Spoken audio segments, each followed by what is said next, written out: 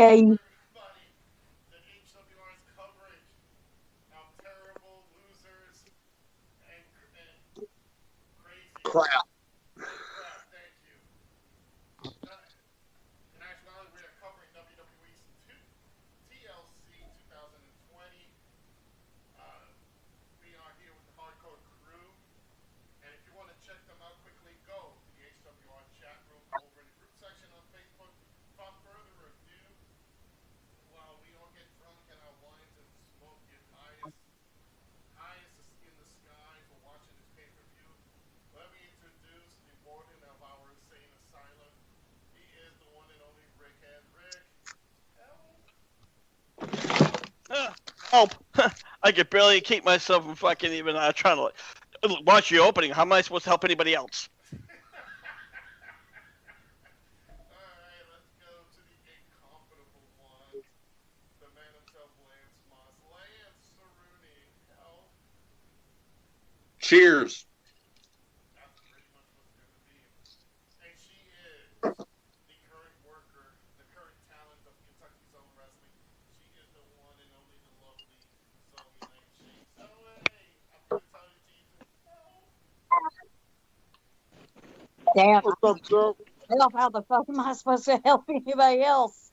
And finally, making his return to HWR, he is my longtime partner in professional wrestling. He is or was the Zoe. The Uber of Westchester. Oh my God, there's that woodpecker again. Oh my God. It is Johnny Perez. Johnny, welcome back. It is some time. Oh yeah, man. You know, work, living, everything's hectic nowadays, man. You know, so it's good. It feels good to be back with you guys. It really does. Give you guys a little recap for those who are watching right now. We do have there was a pre-show match. It was an 8-man tag. Big E and Brian Pocus and Jack Gabriel, which is an odd team in itself. Going up against the Intercontinental Champion Sami Zayn, King Corbin, Cesaro, and Shinsuke Nakamura. It ended up with Big E, Daniel Bryan, Otis, and Chad Gable getting the win. I saw the match, and yet I don't remember the ending, Lance.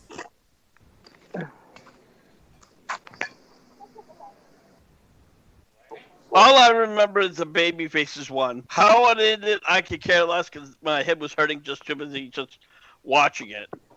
I didn't even watch it. I'm telling you guys, I mean, I know we all make jokes and shit, but as a brand as a whole, WWE has just gone down the shitter altogether. Yep. You ain't gonna get no complaints out of it. We have a packed night right now, which is weird. Opening up the pay-per-view TLC with the actual WWE World Heavyweight Championship. Well, Go ahead, Rick. honestly, I hate to say it, this is nothing really new. We've seen one of the title belts opening now that they have two belts. Either the WWE belt will start off, or the Universal belt will start, or and then always or usually the main title is the main event or the semi-main event, depending on which story is a more popular one. Mm-hmm. Yep, absolutely. We have AJ Styles, who is the challenger, going up against current WWE Drew McIntyre. And Johnny, this is a tables, ladders, and chairs match. I'm listening. Why aren't you confident on that? Because I'm at Walmart trying to finish up here. No tables, ladders, and chairs. All right. Well, you are Zoe. We didn't. I don't think we did get a chance to do some picks. I didn't get a chance to do some picks because I was tied up. On paper, this looks like a great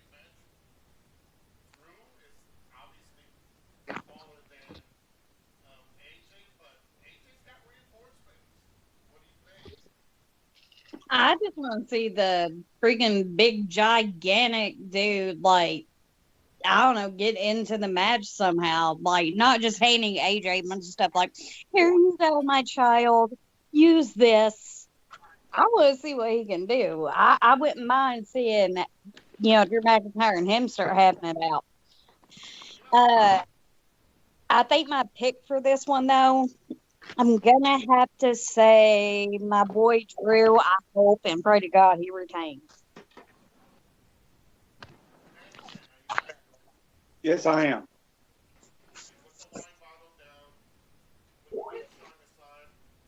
It's not the moonshine.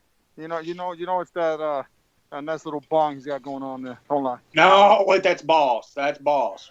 Oh, different. What I will still not do as I'm told because, well, cheers.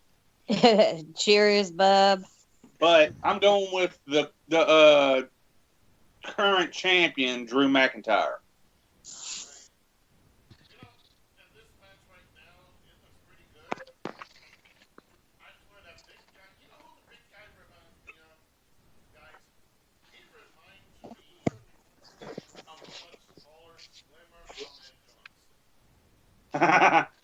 Yeah.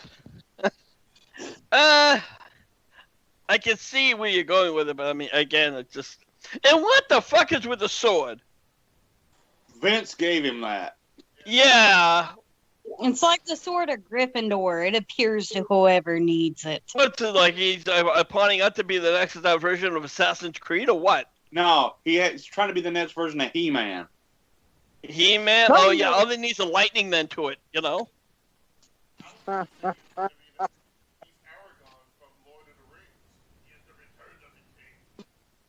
He is the Highlander. There can be only No, one. that's after his push is done. Highlander, greatest movie ever made. Yeah. Yes, correct. Correct.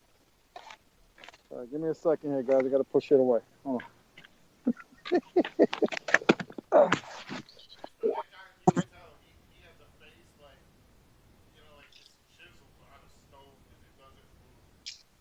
Yep. CCC. Ole!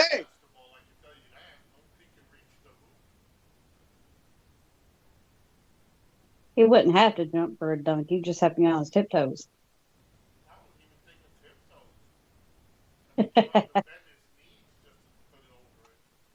Right.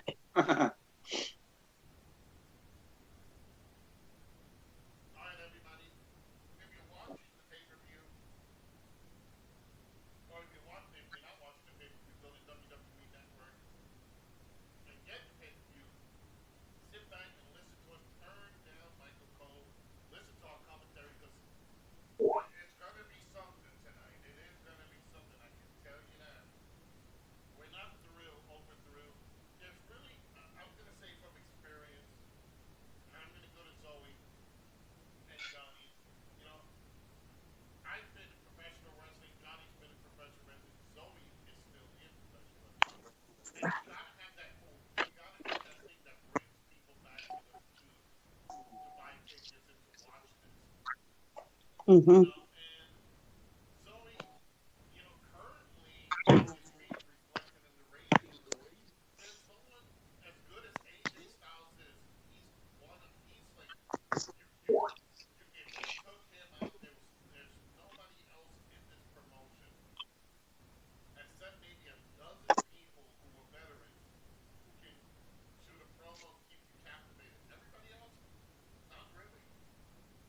Oh, you are absolutely correct. I mean, AJ's even proven, even if he's doing a promo and there's a botch or something, he just goes with it. He is just natural on it. He's natural to make you want to come back and see what he's going to do next. Leave them with wanting more. That's exactly what AJ Styles does.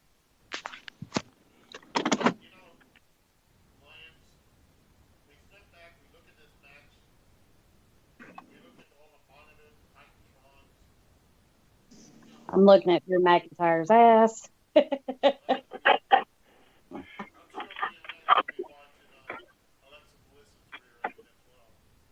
Hell yeah. I'm more than sure you will be. I think a lot of us are going to be watching it. Now, is this a handicap match or what? No. Oh, okay, because when they did it in the entrance, it says he's going to have help, and I'm like, help? I'm like, okay. Well, But, so this is a one-on-one match. All right. It's no DQ, though. So that big can get involved. TLC matches are no DQ, so I knew it was a TLC, but I wasn't sure if they added some weird stip. But again, this is WWE, so. It says here it's a tables, ladders, and chairs match. Yes, it is. They do have two referees. They have the built referee guy on one side, and they have this other kid on the other side. So, they're treating it like a regular match so far. Well, that's what I said. We get two great wrestlers in there.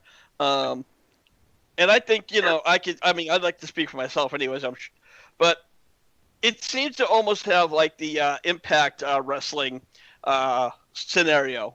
The wrestlers are good, but the management sucks. I've seen some matches where it was pretty good. I mean, you got people like Drew McIntyre, AJ Styles, even Roman Reigns, I kind of like. I like the new gimmick a little bit. And it just, all the other talent, unfortunately, is just not being used. You have Bobby Roode. He's just kind of just sitting out in the wings. I don't even know if what's. Oh no, I didn't catch it.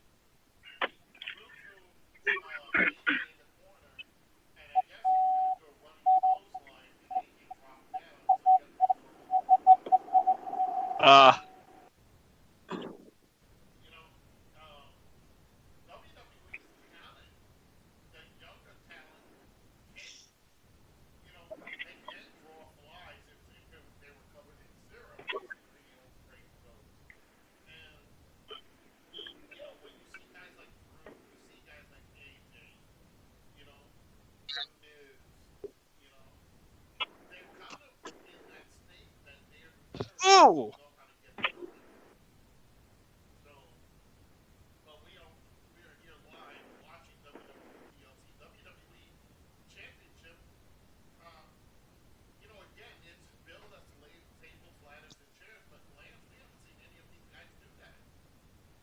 Well, because I'm a little bit ahead of y'all on my screen, you're fixing to. Yeah. Do you think sometimes they'll probably just use that TLC? They'll probably use like one or two of them during some matches, and that's it's not like back in the old days where that event had nothing but tables, ladders, and chairs. Remember? Yeah, there was just like warped chairs and just like fucking shattered tables all over the place. Correct. It's a little more censored now, I guess. That's how you want to put it. By WWE standards, absolutely. I mean, but you go into like AEW, and their matches are just brutal. I mean, they're just bloody and everything. I think it was earlier this year with Vince called AEW Nothing But Blood and Guts, and I guess Tony Khan or Cody Rhodes said, you know what, we're going to copyright that. That's a great idea. There you go. And they planned to, I guess, the original idea before COVID hit, Blood and Guts was supposed to be their version of War Games.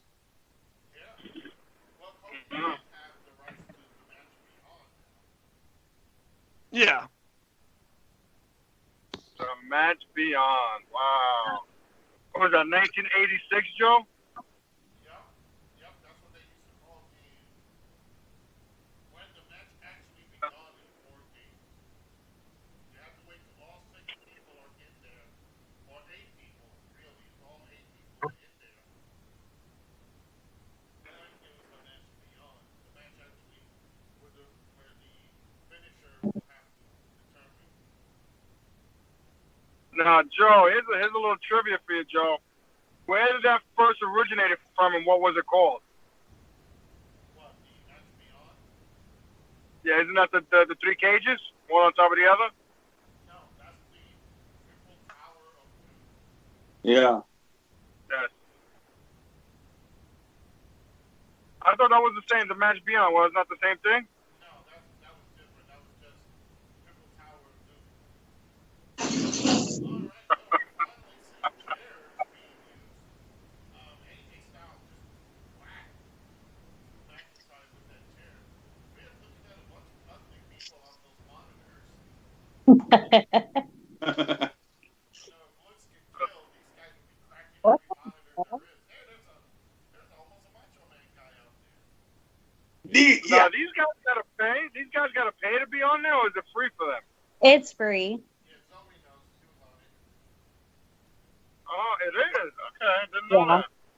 Is it free for the pay-per-views or just for Raw and SmackDown, though? Oh, well, that I have no idea. Because to give it away for free is like, yo, like, come on, I gotta pay $10 a month, but if I can go on there and be on their, screen audience, I get it for free. That's ridiculous. If you're paying for, or $9.99 a month, I'm just saying right now you're paying $9.98 too much. You're absolutely right. I don't even have it anymore. I got rid of it. You gotta understand, for those fools who don't understand or don't know how to, I mean, they're paying this and these people are watching it for free. And I don't understand. How they making money? How's the company making money?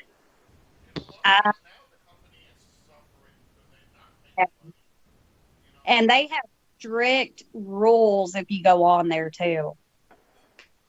Like, they will bump you off of the Thunderdome, like, if they catch you drinking alcohol or smoking or vaping, or if there's Anything. Well, shit. or, Wait a second. You're in, no you're in shirt. the comfort of your Zoe.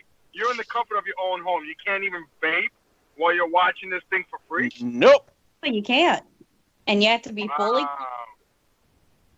like, guys can't just show up with their shirts off. They get bumped. If you show up, if you go on there and then, let's say you post a picture of somebody else instead of the live screen, they'll take you off of there. We saw there was somebody who put Chris Benoit on there, and they got banned. And then Really? Yeah. and everything going on, they got banned too, which they should have for that. No, I thought that was Wow. hilarious when I saw that. I was like, that's a little too much because it was during all those riots and shit. Well, think about it. Man. Had all the Yeah. Ku Klux Klan meeting too there. Yeah, that's what I'm saying. No. Yeah. No way. That's hilarious. There was a lot of, and here's another thing you're gonna like, okay? And this is not like, Kenny Omega was actually on one of the screens. He Yeah. even admitted it. No. Yep.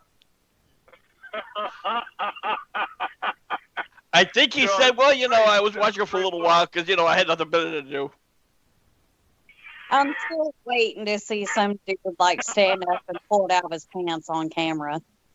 They'll pull a Mark Simpson and show written on their ass. Yeah. Yeah, like Mr. Ass.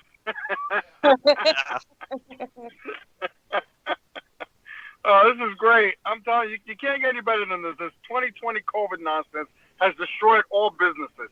Unbelievable. Unbelievable. Especially the internet circuit. Well, I don't know. I hear the alcohol industry's up and kicking. Oh, not in New York, my friend. Not in New York. Really? Oh, yeah. They're killing the bars. They're killing the bars and the restaurants, man. Well, Oh, no, yeah. The bars and the restaurants. Johnny, In I said the Massachusetts, alcohol business. the restaurants are still open. Bars, that you have to be That's serving crazy, actual real man. food. You can't have just a bar. Well, correct. Over Yeah. here, it got so bad in New York City. It got so bad in New York City that not even the pages who are eating outside can go in to use the bathroom. How are you going to use the bathroom if you can't go inside the restaurant to use it? Do what Yeah. y'all used to do. Piss on the sidewalk. And what's with the fucking pods? Yeah, no shit. I I'm mean, gonna piss on a couch. You know what? just take care of Do that this. too. Do that too. No, I don't get it. I really don't get it, man. I'm That's still what I trying to call figure this people whole going thing fucking out, COVID crazy. I had a whole list posted on Facebook, that you just might be a COVID crazy. You know, I'm like, if you're at a Walmart and you sneeze and everybody, hits the floor as if somebody threw a hand grenade, you just might be COVID crazy. You might be. You might be Yeah, I COVID stole that. crazy, You just yeah. might be a redneck. Good one, boss. Fucking sneeze in a Walmart, they wrap you up in bubble wrap because you could be infectious. Yeah. Oh my god, dude! I tell you, man, this is the fucking best. This COVID thing is fucking hilarious, man. Holy shit! I'm telling you. How's the wife with the cab business? Anything different with that in COVID? Actually, for a while, she was doing really good. Because what had happened was because Uber and Lyft shut down as a whole. So for a couple of nothing. So it was like, boom, all the time she was making huge money.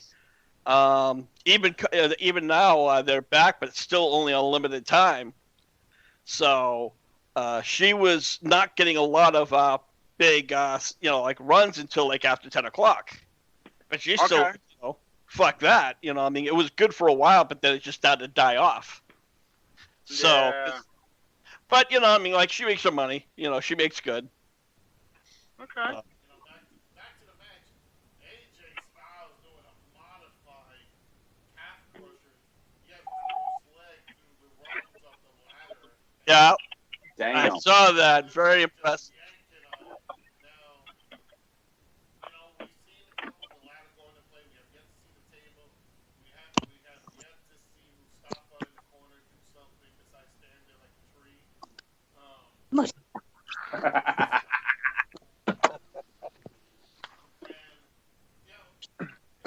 now, as like I said, the only highlight to this whole thing is, my God, there is a lot of people with bad cameras out there. Because those monitors, man, these people look ugly. And I never understood the concept of what I call the fan wall. At first it sounded great, but when you actually saw how it all played out, and I'm like, okay, you're seeing 50,000 people, or like I'll say whatever, X amount of people on the screen. You see here all the canned stuff, like the reactions of, oh, yay! I'm like, really? I'm like, why don't you take the sound effects from WWE 2K20? That's even much better than watching this. Here we go. AJ Styles again with a calf crusher. Now we have this chair Damn. on a chair. My question is, Rick, this is TLC. There's no submission. I guess he's looking to immobilize. That's exactly what he's doing. Yeah. Absolutely. Dude, like slap AJ's face on that ladder though. Fuck. That was with some force. Well, right now he's doing with chair as well. And, also, I mean, I guess if you want to go by wrestling terms, AJ Styles is the smaller guy. So you want to keep a huge guy like Drew McIntyre just on the ground as a whole so you can just, beat the shit out of him. Even if this wasn't a TLC match, if this was like a no-holds-barred, you'd want to, like, injure somebody, keep them on the ground. Yeah. But that's exactly what Styles is doing. Lance, we're looking at this match here, and you see AJ with the presence of mind to. Well, I didn't know this. Look at the camera.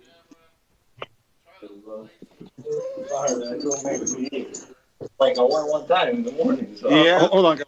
I might be the one down the block here. It has the same name, almost the same name. No problem. And I'll say not much because Drew's been in the business a damn long time as Damson. But then again, let's not forget, AJ was in WCW for about a cup of coffee. Yeah. That's an interesting thing, Johnny. AJ Styles will appear not only in major companies in Japan, but he was in WCW, even though briefly in TNA and now WWE. That's almost the equivalent of how the Road Warriors went to the NWA, the AWA, the WWF. Okay, you want to take it? You don't say. That's very insightful.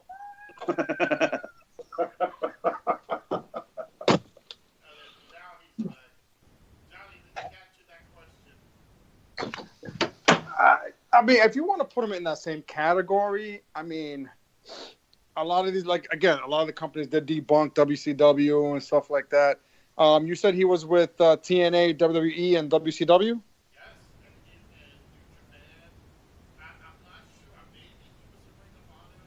Yes. Good Yeah. Jarrett. AJ. Styles. Yeah. Yes. He was. Yeah. Every single one. Almost every. So you can There's put him pretty in that much not a category. major independent organization he wasn't with, except for like Shimmer. Yeah. So he is a major player in these organizations, so he's very well known, just like you said, the Road Warriors and stuff like that, you know? So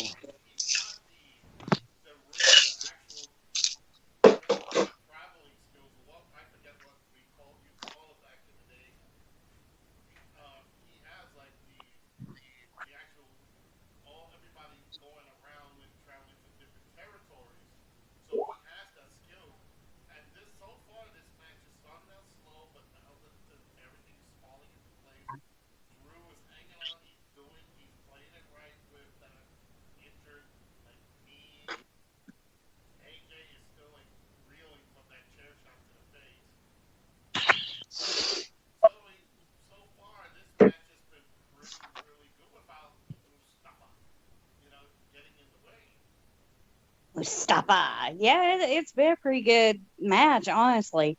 I'm watching it like on my TV, Yeah. whereas you guys are watching it, through the stream and everything. I've already seen some spots that you guys haven't seen yet that's getting ready to happen. You guys are going to be like, oh, shit. Yeah. But it's been a pretty good match, honestly. With it being the first match of the night, they're doing their job at trying to set a tone for the rest of the pay-per-view.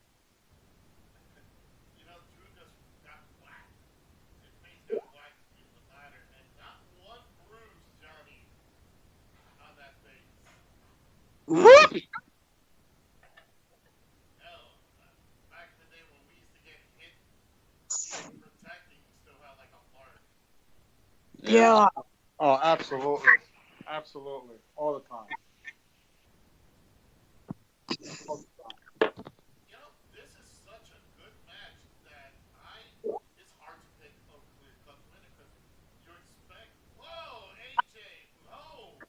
Yeah. No. Nice spot. Ooh.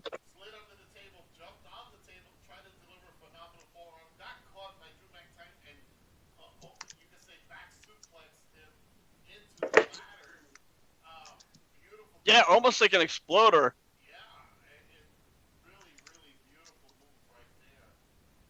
I think his ass did explode. Wow. And look at the chair bounce.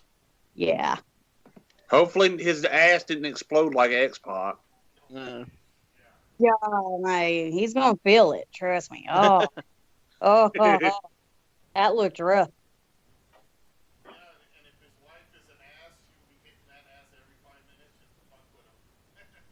I would.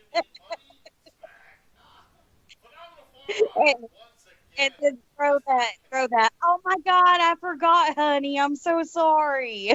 Damn it! Son of a bitch, that hurt.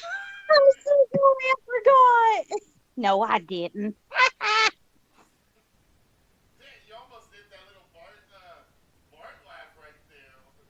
I know.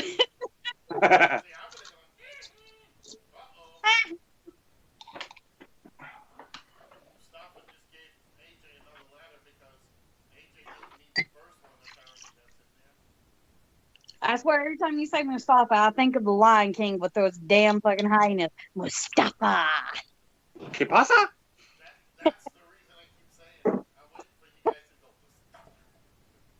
Mustafa. I think of New Jack's old partner. Think of the Lion. Yeah. In the jungle. Mighty jungle.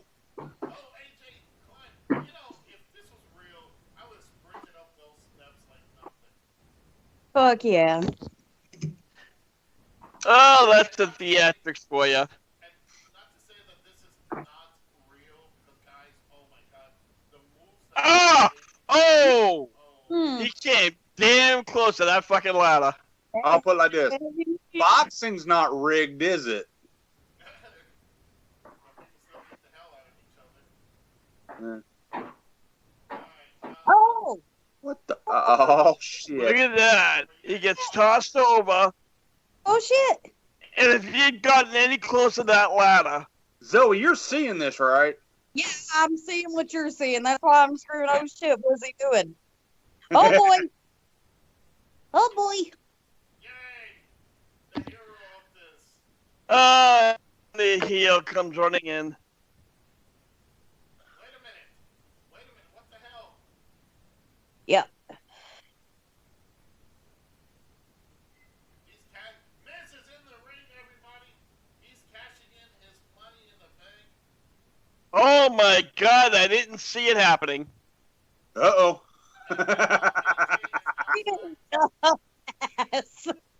Wrong time to cash in, shithead. Shit.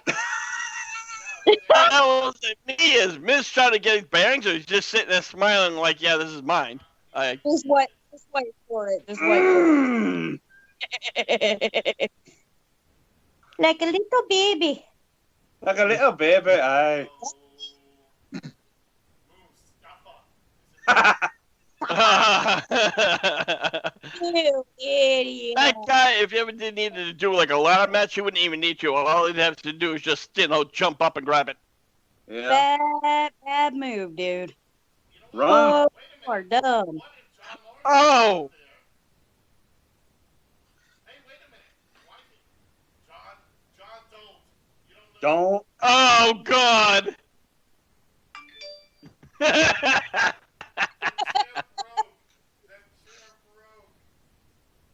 Hey, boss. Boss. Can Yeah. we add a match for match of the year? Yeah, sure. Pretty damn good. All right. Dude, come on, you climb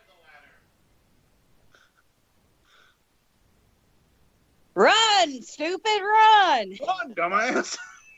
Wait a minute. Almighty. AJ, wouldn't you be checking on your meal ticket? Yeah, exactly. John, do some of that parkour shit and get out of there. Yeah, right. Call Melina. Call your other partner. Call Nitro. Man, this really selling it, dude. Like he is shaking head to toe.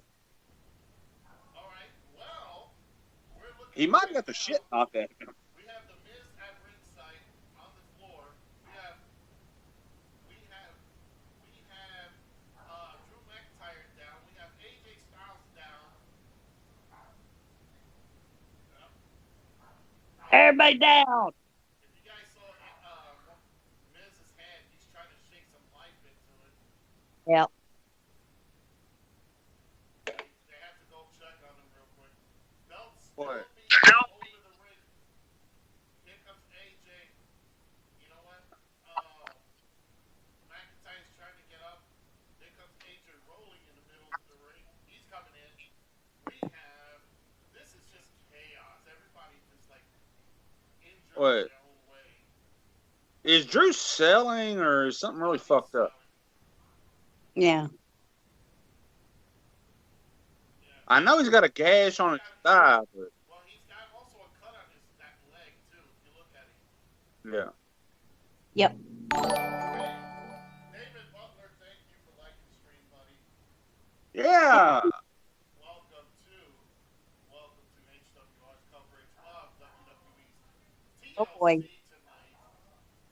We have Lance Moss, Rick Head, Johnny Perez, the lovely Zoe, Nightshade, and myself. So we're gonna have a lot of fun. We're trying to see where this goes right here. Drew's in a good position to get this belt. Go ahead, Lance. Well, we're gonna try to have some fun. This is still a WWE show. Okay. You know, Oh, they're I get a going pretty feeling good. this is gonna push this ladder Yeah. over. Oh, And okay, no, he is fighting now. Miz just set up the other ladder and is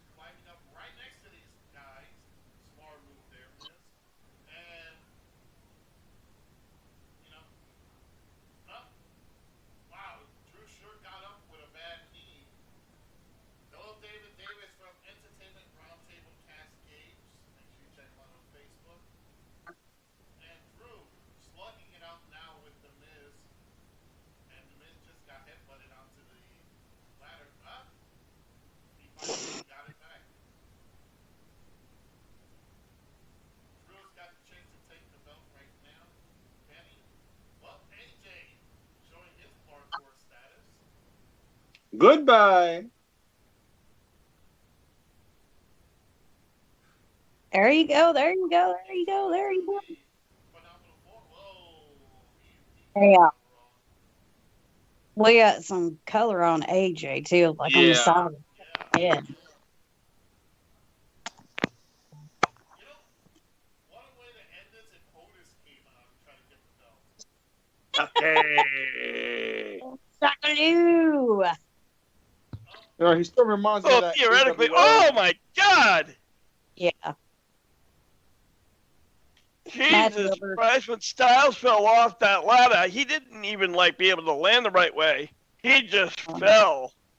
Meanwhile, the man who has a supposed busted knee is then a kid, and now he's climbing up there.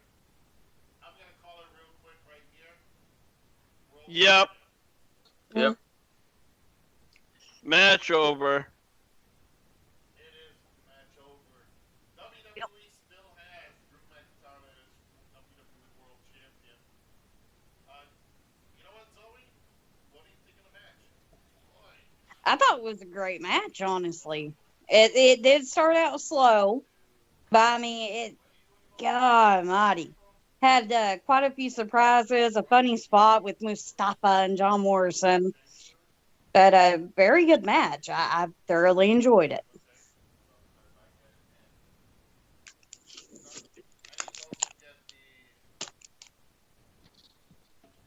Go.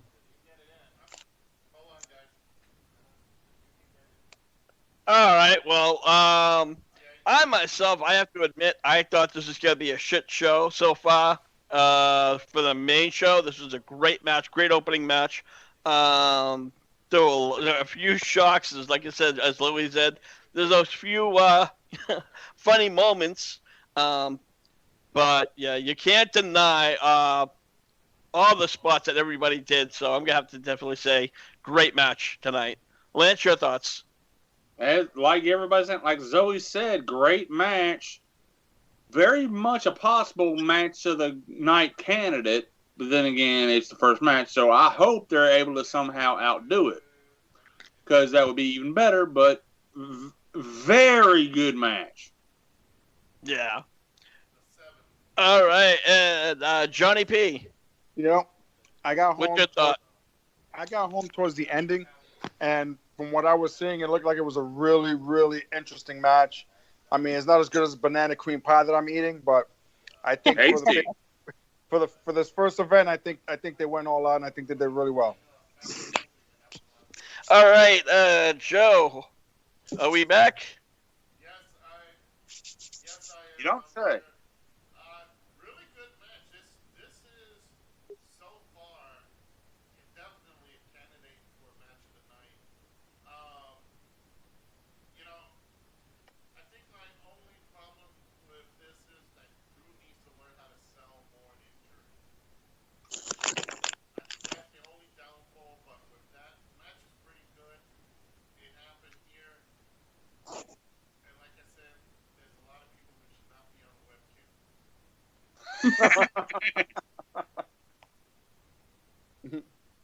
Okay, she could be on the webcam. Yeah. That was funny.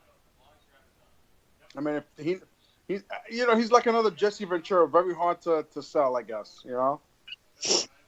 Well, I think with Jesse Ventura, it's a different situation. Jesse Ventura always thought that he was going to be the guy, and he always claimed or bitched about the fact that it was Hulk Hogan who stole his spot, who stole his thunder, so to speak. And to be honest with you, like, I think he's a great commentator, but as a wrestler, he never impressed me at all. No, not at all. He's a good TV host. Absolutely. But when it comes down to his wrestling abilities, I was just never that much into his matches. Joe, your thoughts about Jesse Ventura as a wrestler, not as a commentator, but as a wrestler? Oh my God, we're going back to early '80s when he was in the AWA with Adrian Adonis as the East-West Connection.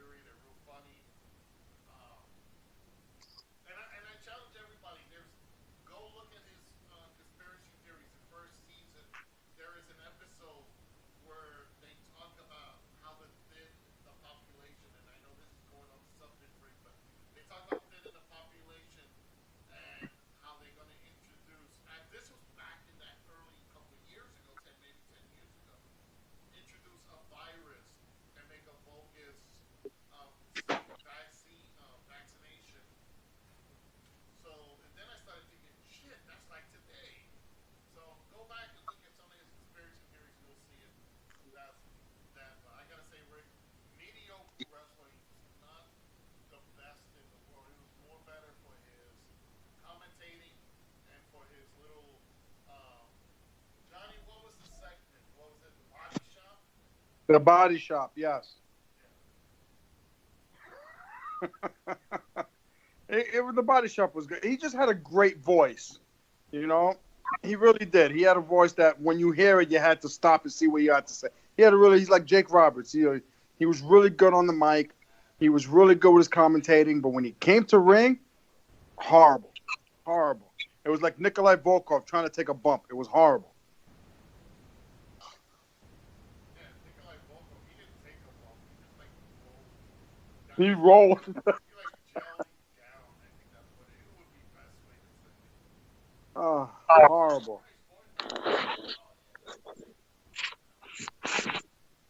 What is this? Oh my God. Well, you know what? Here we are, ladies and gentlemen. Next match, and it looks like it is going to be for the WWE's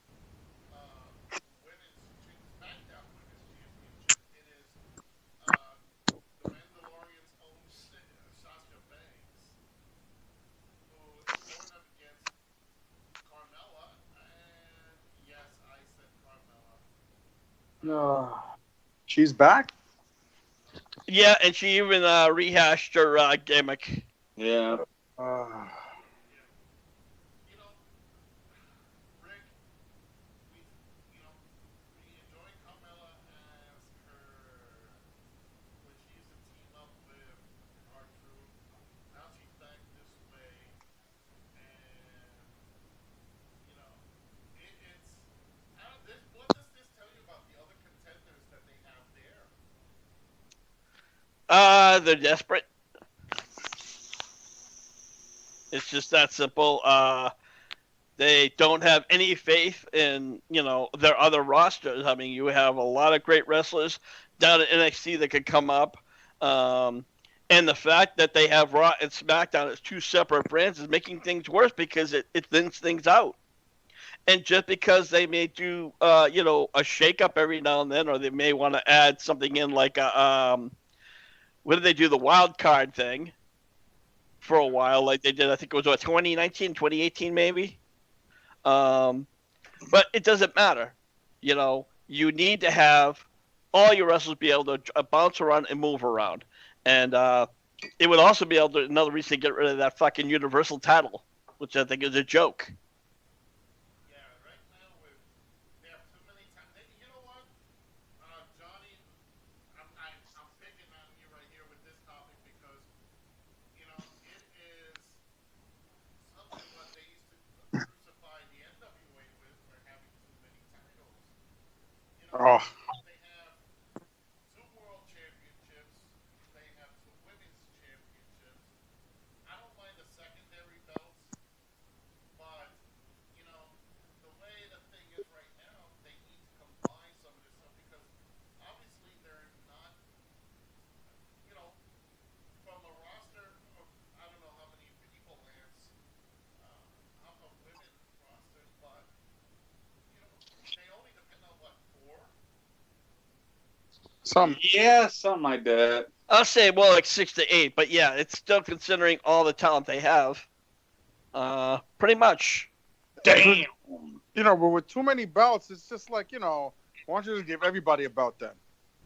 Yeah, exactly. Here you go. We got the 24/7. Okay, you know what? We're going to have a women's desperate, I need a title match. Men's, okay, yeah, here you go. Here's another match. Here's another title for you. Okay. R-Truth has gotten the 24/7 title over. Yes, he has. Okay, but again, it's a comical thing. It's like, yeah. It's basically R-Truth's moment. That's his, going to be his legacy, so to speak, because, they've never given him any real title shot. So for him, that's what's going to keep both the brand popular and him memorable. When his time comes, we're going to be able to see all those funny moments. He's more of, I hate to say it, use the word, entertainer. He's a good wrestler, but they've decided to make him your garden variety entertainer. Yeah. We're looking at right now, Carmella is in the ring right now, and right now, again, so many talents they have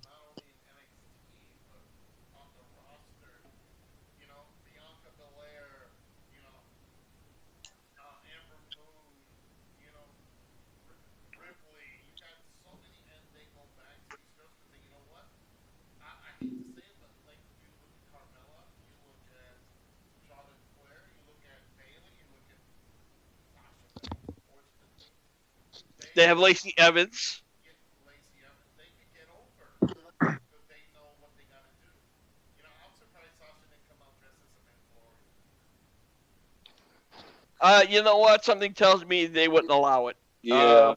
Disney probably would be like, Even though if she did some kind of like a weird spin-off, but and even if they legally could, something tells me that Vince wouldn't want that. I'm gonna use this match as a piss break, so I'll be back in a little bit. Good God, Sasha's got like camel toe to hell and back. Oh my God. That's one of her best features. I thought, yeah, and that's the only. I'm about to say that's probably her only one. Yeah. Oh my God. Yeah, Jesus Christ, she's not even standing and just the whole, oh wow. You can just see it, yeah. And not to mention the color of the tights is not helping. I know. They seem to think when those tights type of blend in, it's, okay, no, it doesn't. Pull Jesus your Christ. bottoms after your vajayjay. For the love of God, girl. You know, and then Carmella's got so much makeup that you just wonder, like, geez, it's not gonna get rubbed off. If you smash your face in the canvas, it'll just leave a painting. I'll leave her whole Yeah, face marking. it's like Ronda Rousey and that weird fucking, makeup they were doing her, make her look like a raccoon. You're gonna see all smudges and shit.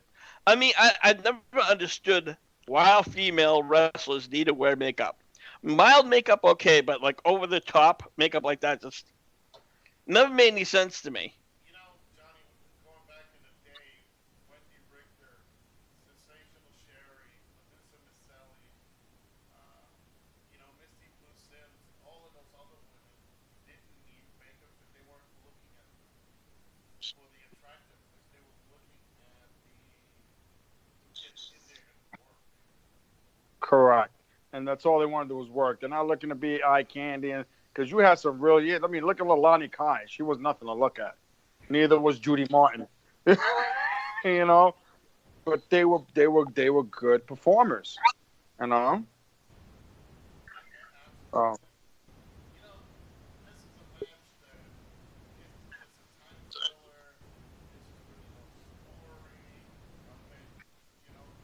Zoe Carmella made her return, and honestly, I think they just have to figure out to give Sasha Banks an opponent to Bailey. Well, I mean, Bailey is. Yeah, because we need to see them. I don't know how many times they've had rematches. Them or Cena versus Orton. Mm-hmm. They had a lot of rematches. Yeah, they did. And like I said, I never found Sasha Banks' performance any good. I think she's another one. A little bit above mediocre at best, but she lets her ego get her backstage ego. Let me put it this way. Whoa. Oh my God, if he didn't capture. Yeah, for real. Oh my God, if he didn't capture. It would have been all over. She would have been screwed. Yeah. Okay, Well, I I'm sure think that was that's the idea. I'm sure I that's think- illegal.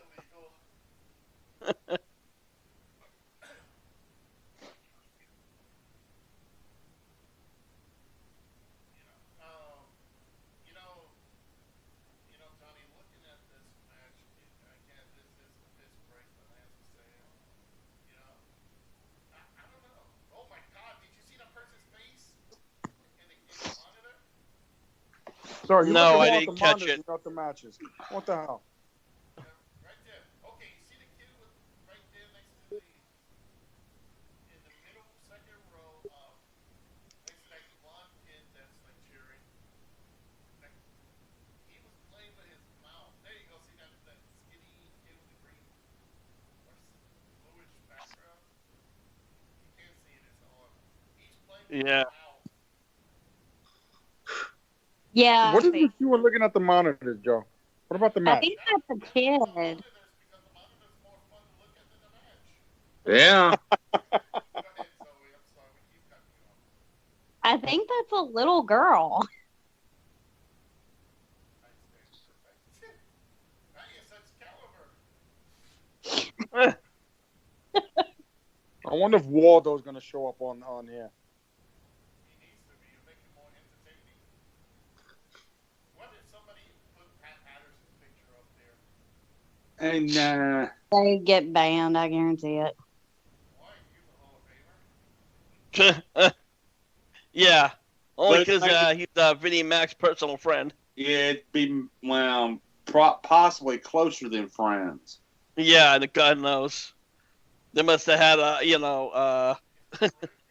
a ring boy party in the back. Is it Butt Buddies they recall? Possibly. What the Maybe. What kind of? This is What the? like improv match right here. Yeah.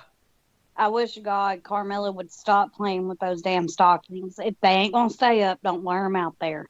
Yeah, exactly. Pull your stockings down, baby girl. That's her. And yes, I know how perverted that sounds, and I said it any damn way. Yeah, I don't know. This just. Good. Fuck you, Corey Graves. And the thing is we watch We watch what, Rick? Boss. Is she really pulling on those arms? What's going on here? You know, I'm surprised that Sasha is actually. I would not be surprised they don't punish her because her uncle defected to AEW. Even though it's probably for one night, but I can just see them really getting on her case. Hey, look what they did to Lana and Miro. Well, Right. there's a difference between somebody's husband and their uncle. Still, I mean, let's face it. Miro could pass a drug test. yeah. And I like Snoop, but there ain't no damn way in hell he could pass a drug test. All right, Sasha Banks doing the three amigos. It looks like on Carmella. Match has been interesting to say the least. She did it the three amigos. A reference to Eddie Guerrero, who used to do it, and I guess Yeah. Chris Benoit used to do it as well. Shh, we're not supposed to say that name. Wait, What, Eddie Guerrero? no. Oh, But then again, why the fuck have we ever cared about saying Chris Benoit? that's right. Frog Splash again. On to why we watch this. I'll be right back. I'm watching the drink match to get drunk by. Well, that's basically what it is. You know, Sasha Banks' appearance, she did now a second appearance on The Mandalorian this Friday that just passed. And Martha, they don't give her much to say. She does her little skits, and that's it. And her hair is like nappy and black.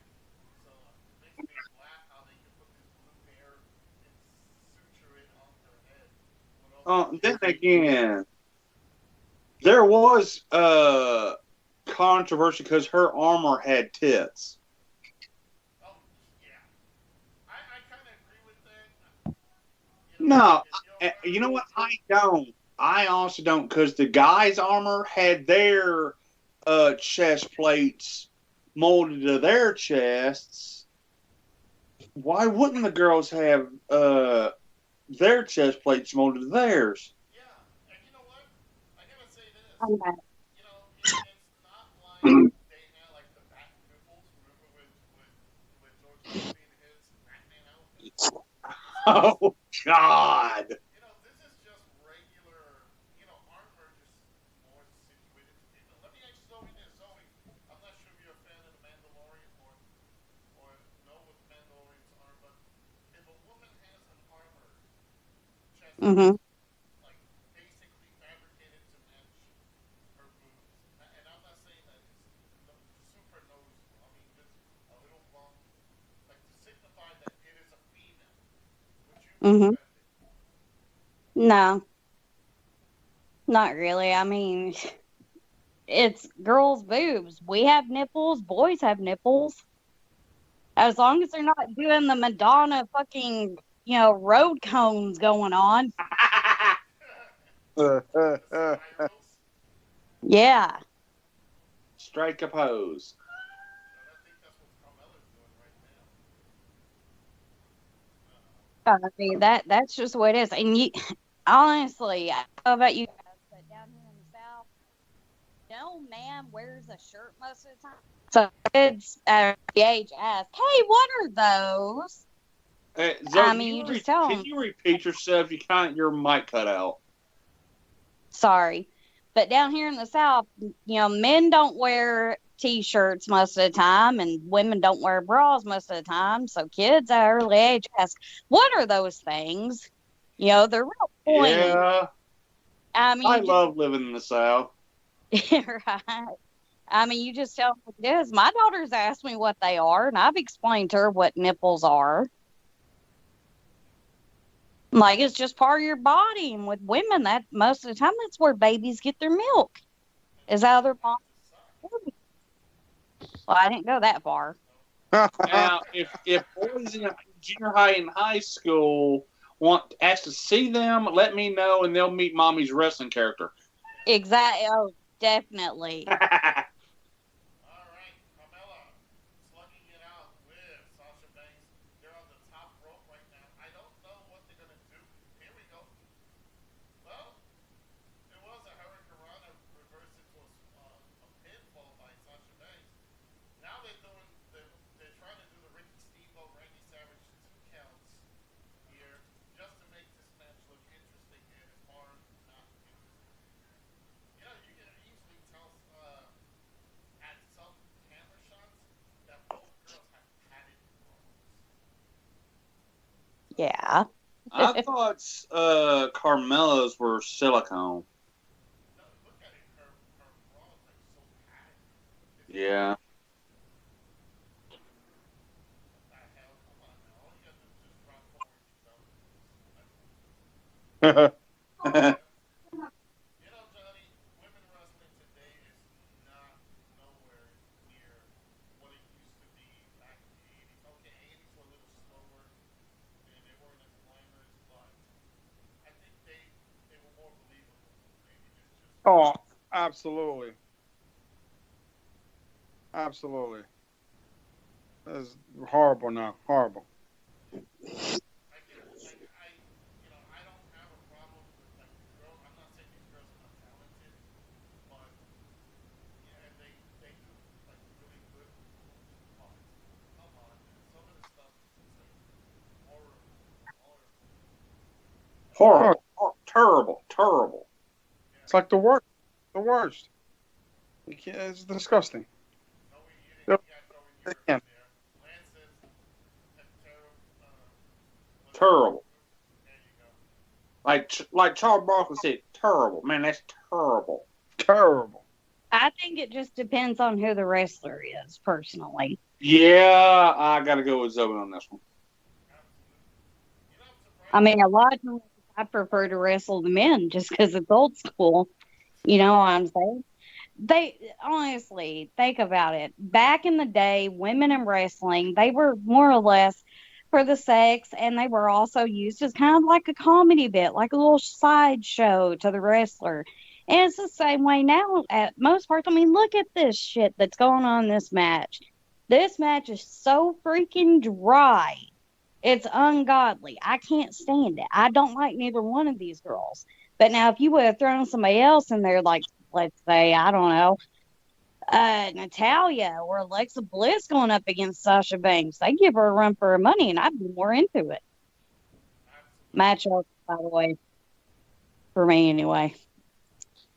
You know, for me, again, this just comes out to the WWE's very bland, their station, how they just work, they book everything. You go over to AEW, and I think Joey even said it, that even the women's division is far more impressive than even some of the the male matches. Yep, absolutely. All right, match is over. And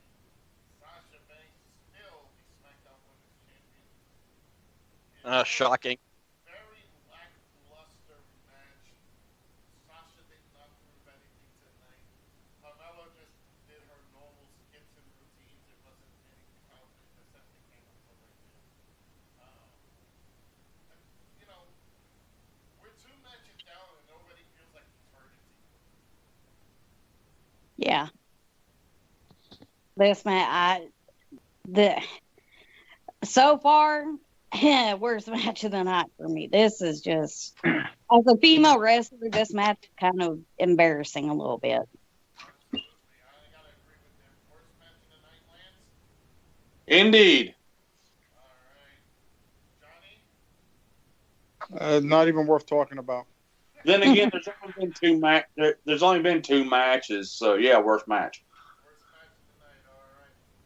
Rick? I think I can speak for everybody, just like everybody else. It just was a shitty match. I would watch it here and there, and I'm like, okay, yeah, whatever. It was obvious as to who's going to win. Because let's be honest, despite Carmella changing her gimmick, she still sucks. Yeah.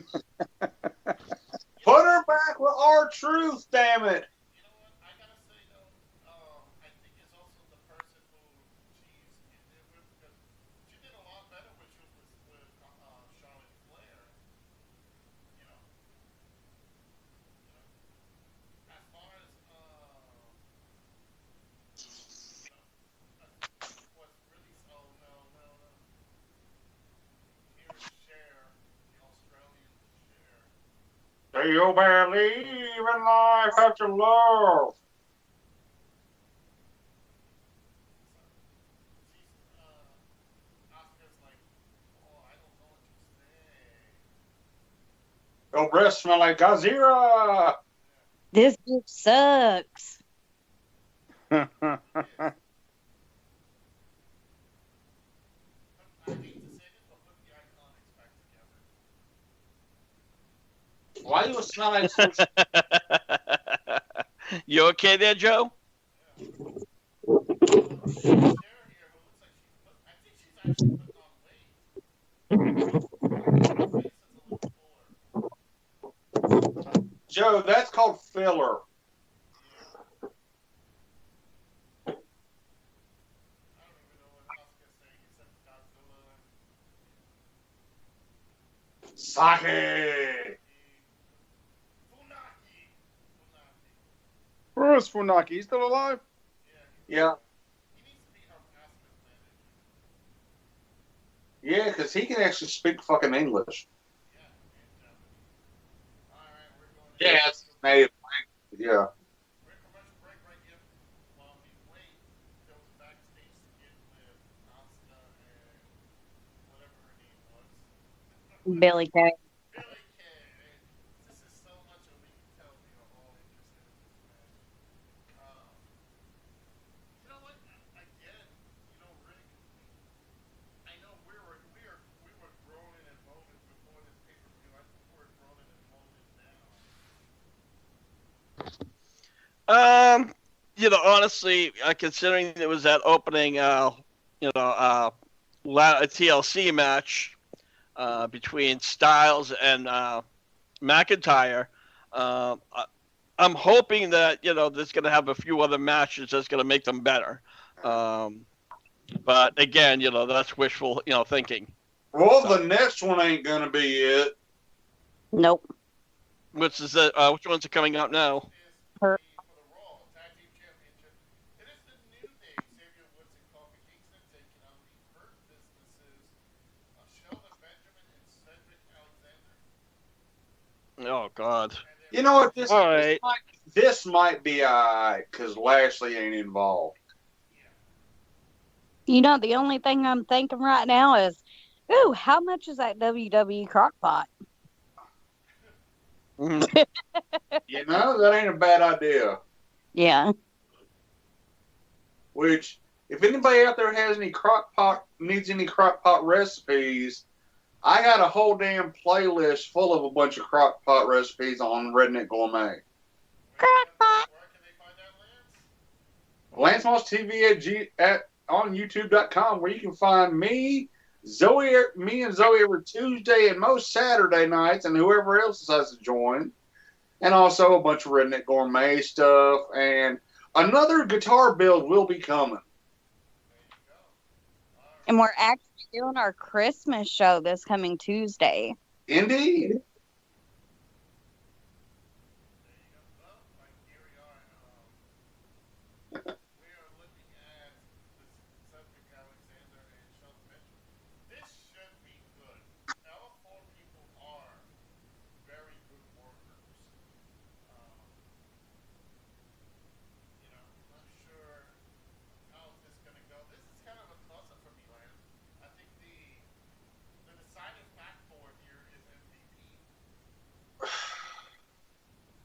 I don't give a shit either way, to be honest. I don't like either one of these teams.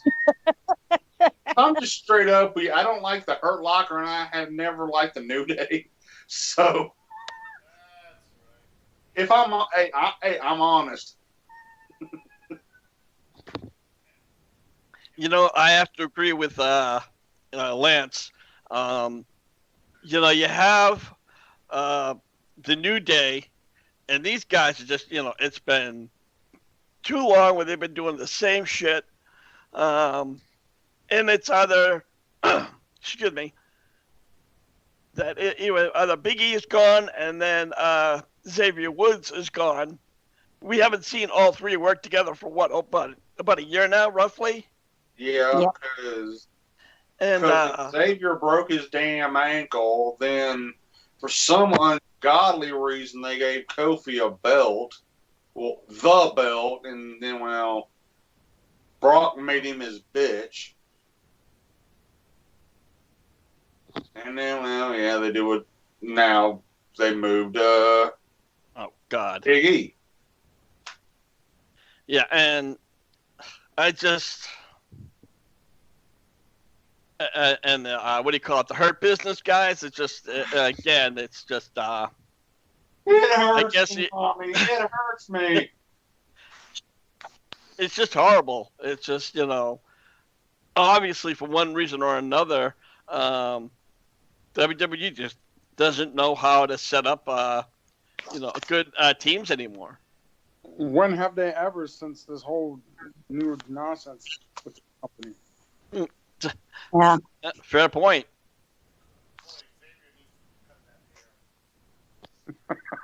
Why is Kofi humping the fucking ring rope? What the shit? Well, I guess it's been a very difficult time with him when it comes to the COVID. I'll tell you this much right here. If I could actually fall asleep, I would use this match as a power nap. Damn, so you didn't fall asleep last night either? No, I didn't sleep last night. Damn. I don't know the last time I slept, honestly. I don't even know. You know what? I'm going to go on the limb here. I'm going to say the Hurt Business is going to win this because they do have Lashley as the United States champion. And like you guys were just saying, you know, New Day has been together for so long. It's time to see changes. And, you know, Bobby Lashley going solo. I don't think if New Day breaks up, you're going to see Xavier stick to more the, you know, more the gaming aspect of streaming and all what he does. Coffee basically will stay on as a singles guy, but not achieve much more than he's achieved right now. So I don't know. Right now, I think the belts need to get away from these guys and go straight to the Hurt Business.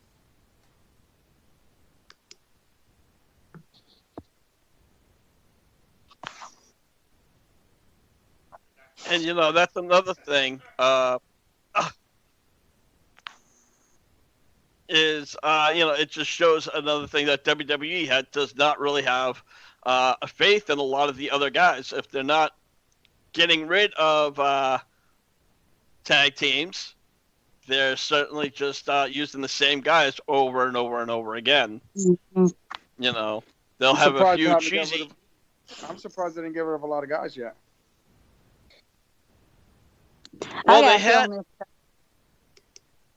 Go ahead. I got a feeling it's coming. They're going to end up doing another firing spree if we don't get rid of COVID anytime soon. Yeah. Right now, the way this thing looks right now, it's sad again. We go back to the same thing. There's not many tag teams in WWE as it is, you know. And it's funny when you look at the guys in there, except for Cedric Alexander, you know, you're looking at Shelton Benjamin, multiple time champion. Hell, back in the Kurt Angle days prior to the Attitude Era, you know. Then you have, you know, Xavier and Coffee who've been multiple tag champs. You know, it's, you know, Cedric Alexander has not held the tag title, but, you know, he's the only fresh face in there. Everybody else has been there multiple times. They went to the well once too many times, and it shows you that they just don't have a chance. I don't even know who the other tag teams are, to be honest. I don't either. They got Yeah, Revolution. honestly, I don't know. Here's something real quick for you guys. Name five tag teams. Well, the Usos are not really together right now. The New Day, the Hurt Business. But those are more stables than just a tag team. You know, I can't think. But I understand what you're saying, but for me, to a point, when I see a tag team match, I mean just, you know, two guys like, you know, well, I guess you could call them FTR, but still the Revival. That was a tag team. You know, you had DIY, Do It Yourself. That was a tag team. You know. What's that other tag team that drinks the stuff with the red cups? Street Profits. Oh, yeah, Street Profits. See that? And I don't even remember their name. All I remember that they drink from those red cups, and you know. And That's all it is. You got what? Montez Ford. Yes. The guy who acts like really like a weird guy. His eyes are all like freaked out, like he just had a really bad fucking case of cocaine. Yeah. Pass that around. Pass it around. What? Johnny's passing his drinks around. And they have the Viking Raiders, but both of them are out right now. And I don't think there's no one left in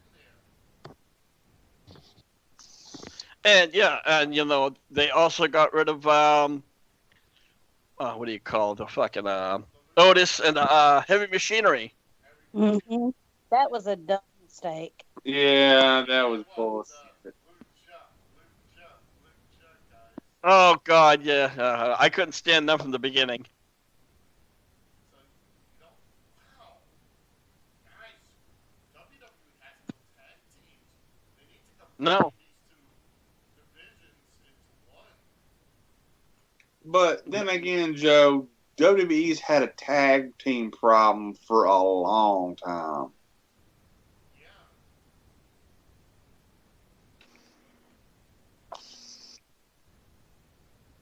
And mainly it's because Vince does not like tag matches.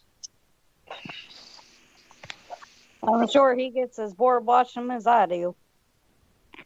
Then, Zoe, you ain't drunk enough yet. I know it. Guys, back in the day, WWE used to have the British Bulldogs, the Hart Foundation, Strike Force, Killer Bees, you know, the Young Stallions. The Rock. The Islanders. The Islanders. Well, they do have the Islanders. Demolition. Demolition, yeah. Northern the Barbarian. Yes. They even put teams together like Jose Luis Rivera and somebody else. You know, they would put them as a tag team. Actually, yeah, if you remember, a lot of the years Chris Jericho worked with some of the other wrestlers.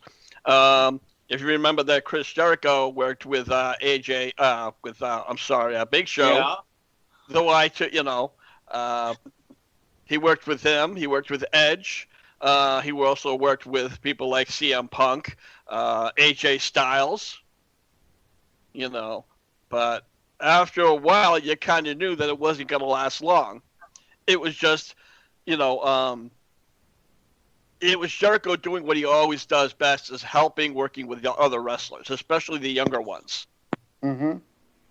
So, but I don't think we've really seen any serious long-time wrestlers. I'd have to say the closest one is maybe, New Day. Usos, okay, I'll put them as the second one. I can't think of any other ones that's really, at least in the WWE, that stood, through the test of time. Yeah, as shameful as it is, you're looking at it. This right here, it is very, very bland. This match, it's. I feel like this. I can actually walk in. This is like if you come into like a regular house show, and you're basically just like, okay. It's not like it's anything extravagant. Johnny, I would put this as the equivalent of the Young Stallions versus, I don't know, the Dream Team or, the Killer Bees or something. I don't know. I don't know. Or the Bolsheviks versus the Young Stallions. There's another time. There you go. That's what the Bolsheviks. I remember them. They were a pretty decent tag team. We used to call them the bullshitters.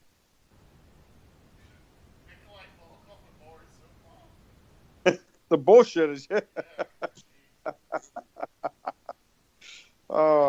That was just a tag team just to have, so people can get over.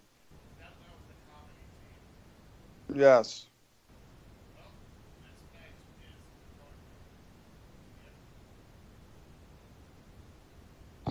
is Sucky the worst? Yeah. It's falling apart right now. And it's shit. Coffee is like I would have to say Coffee is the best worker out of all these guys. You got to put Xavier Woods second. Not Xavier Woods, I'm sorry. Cedric Alexander second. Sheldon Benjamin third, and then Xavier fourth. I don't know. Sheldon should know what the hell he's doing. He's been in the business for how damn long? Makes you wish for Forever. revival. Still stuck. Oh my God, there you go. Old Kurt Angle move right there. What the? That's something. What the? Zoe, did I just see what I think I saw? I think you did just see what you think you just saw. About damn time. Yeah, for real.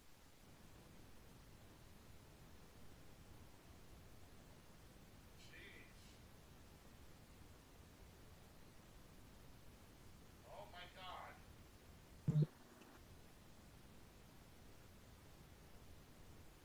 Oh my God. Yeah, I predicted it. Oh, Jesus Christ. We got a new champ. Yep. Was that a clean win, too? Yep. That's a clean win. Ladies and gentlemen, we have brand new Raw Tag Team Champions in the Hurt Business. Cedric Alexander took over for Sheldon Benjamin, and now MVP as the manager controls the United States and the Raw Tag Team. And speaking of, oh no, Lance. He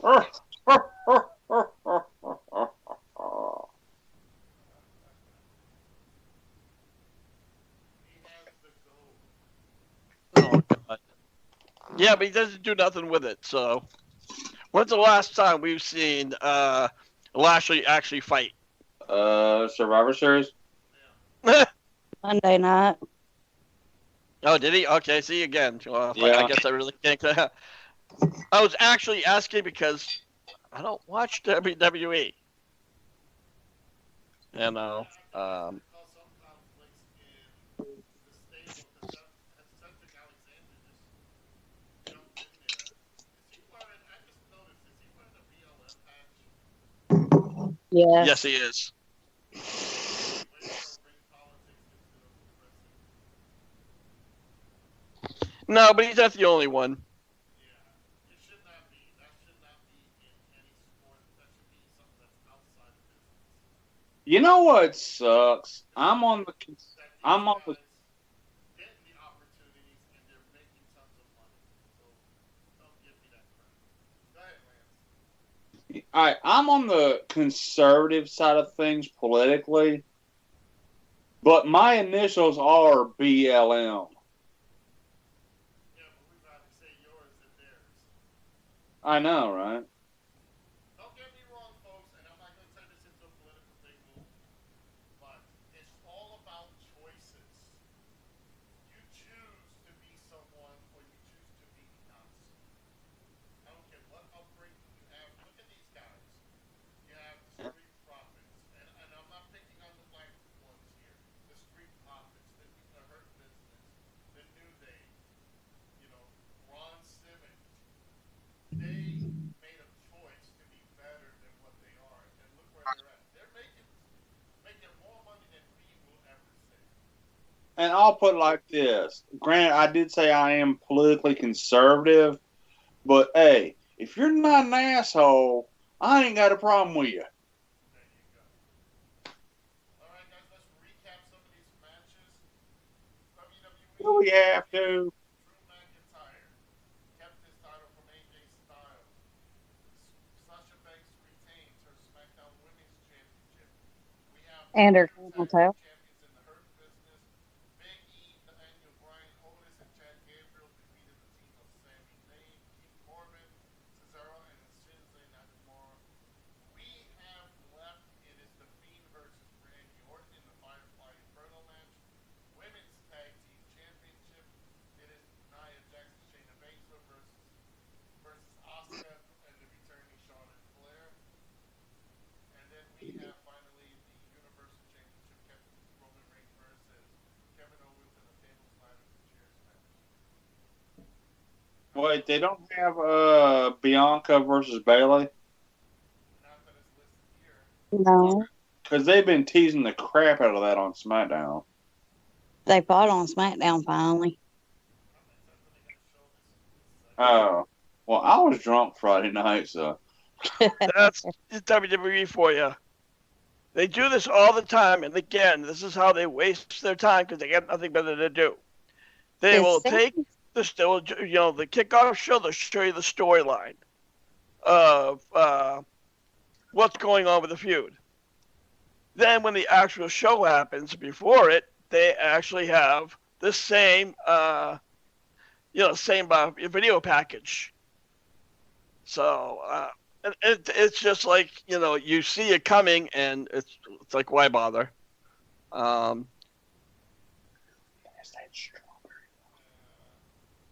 is one of those things that we wonder why. Why is it happening? Why are we here? Why is I can tell you this: wrestling is not what it used to be in the '80s. You had Hulk Hogan, Flair, Macho. And I don't want to repeat myself because we've been there. I said this: guys who captivated you, made you tune in.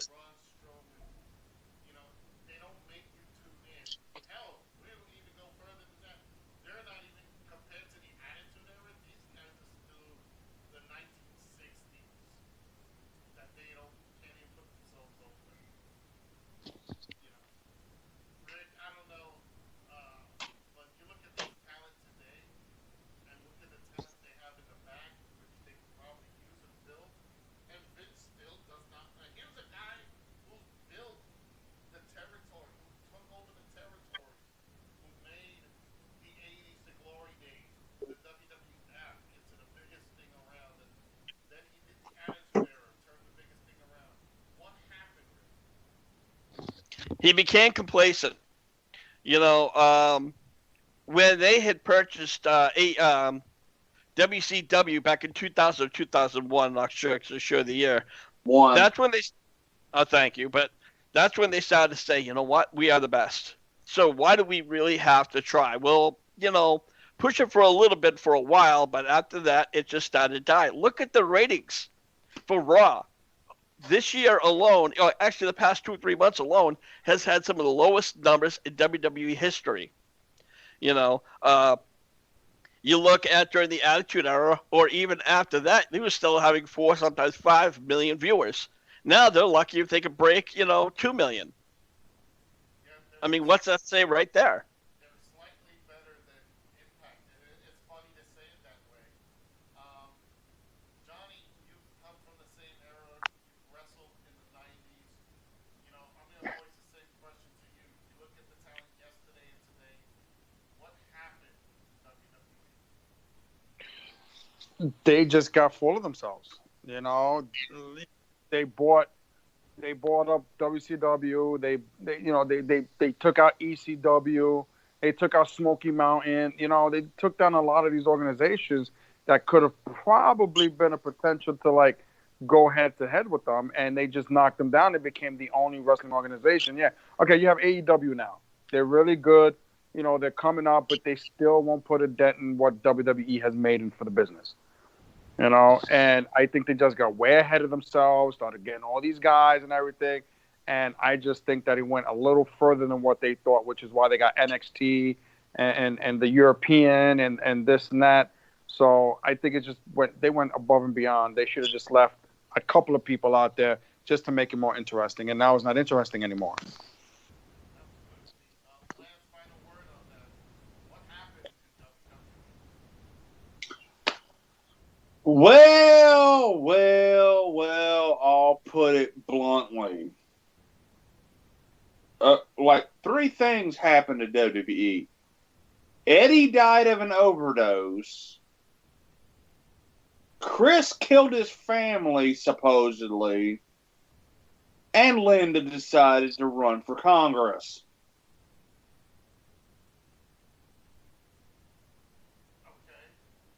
Okay. Um. Zoe, well, we haven't heard from Zoe. Zoe. Oh, sorry, my bad. Ego and teachers, principals, and mothers. It's too violent. It's got too much adult content. Speaking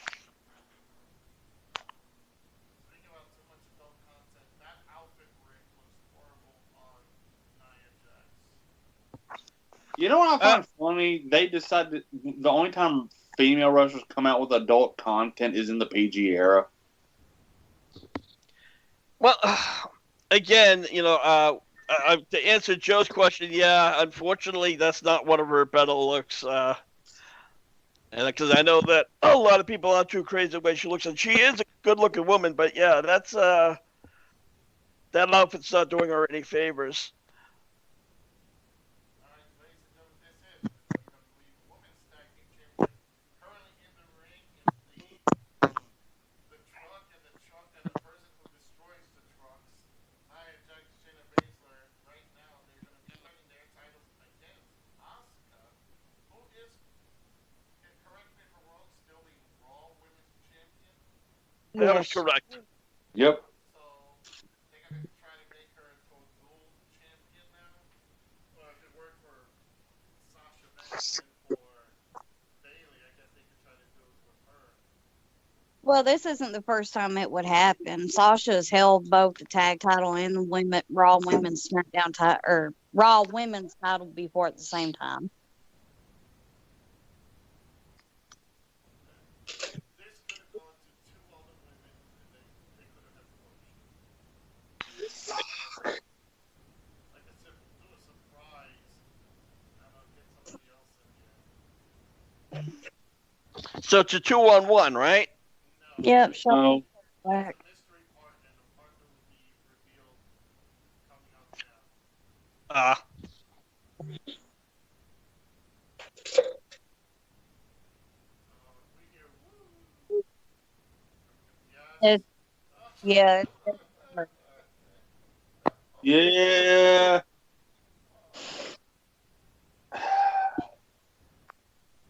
Yeah, It's Oh, all she right, no. Joe. Go get some Xanax. she Lance, deflated the balloons. I was getting ready to say, can you tell if she deflated the balloons or not? Yeah, she deflated them down a bit. Well, they kept popping on her all the time. Might Yeah. as well get rid of them. Oh, God.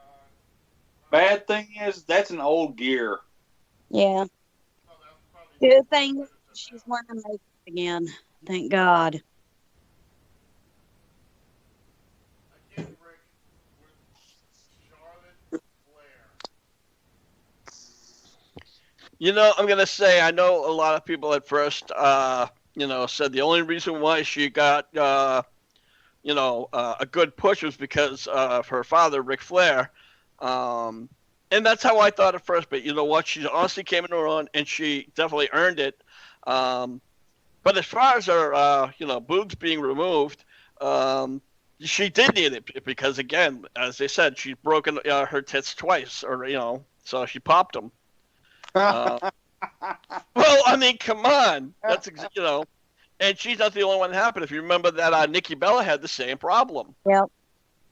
So I hate to say it, but women who want to get their tits fixed or whatever, wrestling should not be it unless if you plan on being a manager or somebody who's just like doing a backstage commentary or whatever. Yeah. If you have to worry that they're gonna pop, then you're not in the right business. Exactly. You know what? All right, Zoe, how much does it take for a woman to get her wrestling top tailored?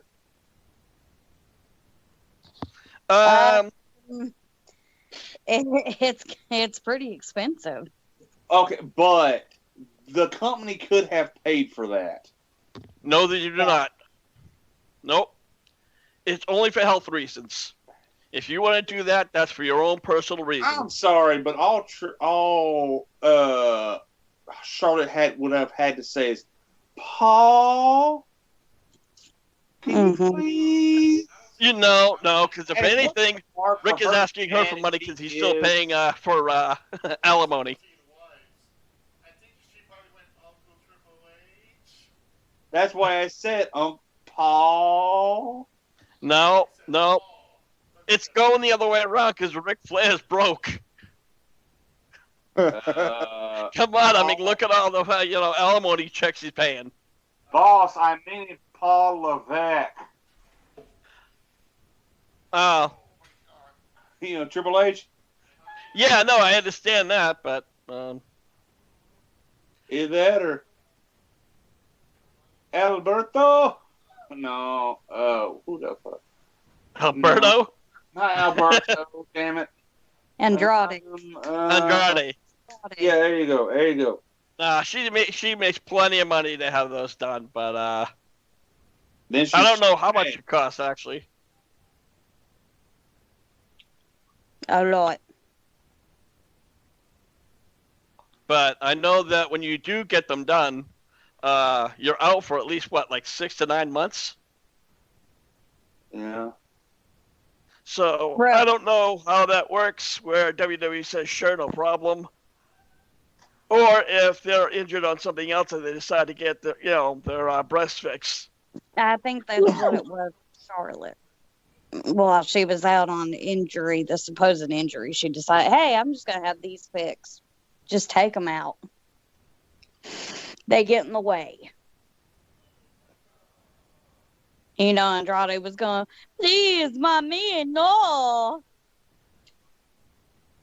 No, the chichis.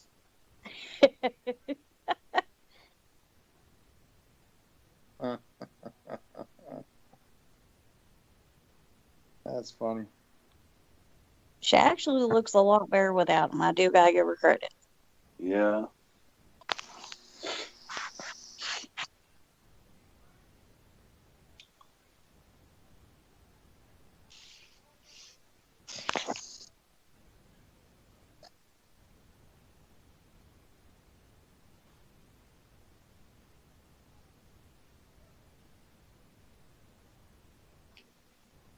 God, we are so into this.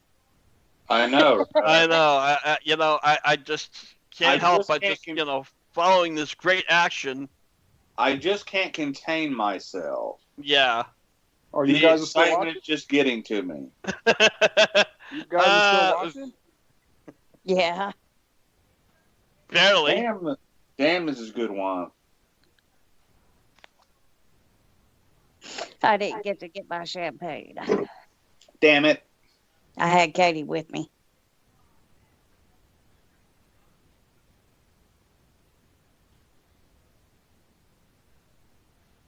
Good God, that girl wasn't just hit with the ugly stick. She was hit with the whole damn tree.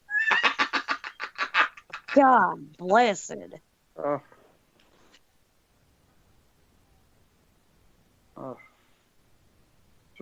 the hell's wrong with her face? There's like something from a scary movie. I mean that's what we call elephant them. The She has Mack. no eyebrows, man. I mean that's why we call her the Mack truck and the wall. She looks like the female version of the Elephant Man. When I first saw her and I saw the plaque, I'm like, what is she, like a crack who just decided to finally came in her own, and WWE's like, yeah, that'll work. She was one of those She was one of those hyenas off the Lion King. ¿Qué pasa?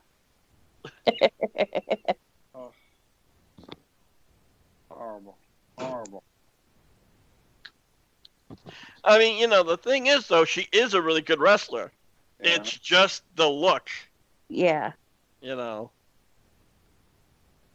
and that was a lovely shot. Ugh. I'm sorry, but you know what? I because of Nia Jax's new outfit, you're seeing every little crack, including her ass, and I'm like, oh. Well, the backside of it could be worse. It could be worse. They could have gave her a Rikishi thong. Well, that's what it almost looks like. No, this match is still going on. Yeah.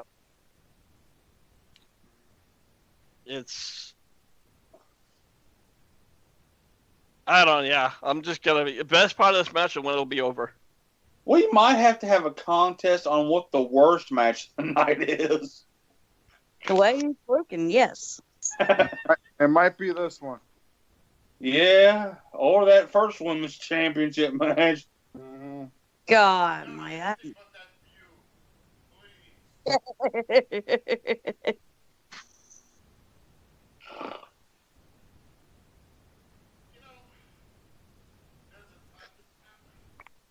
Woo! But Daddy killed.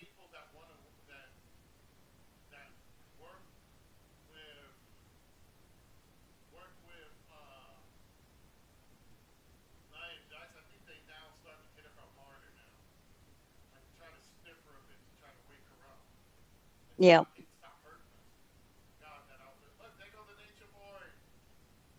Ooh, he's still alive? Yeah. Huh? Well, we gotta get the. You gotta get the bread. You gotta get the bread. You gotta get the match. Gotta get the match. I gotta say, watching Charlotte in this, the girl's not missed a beat.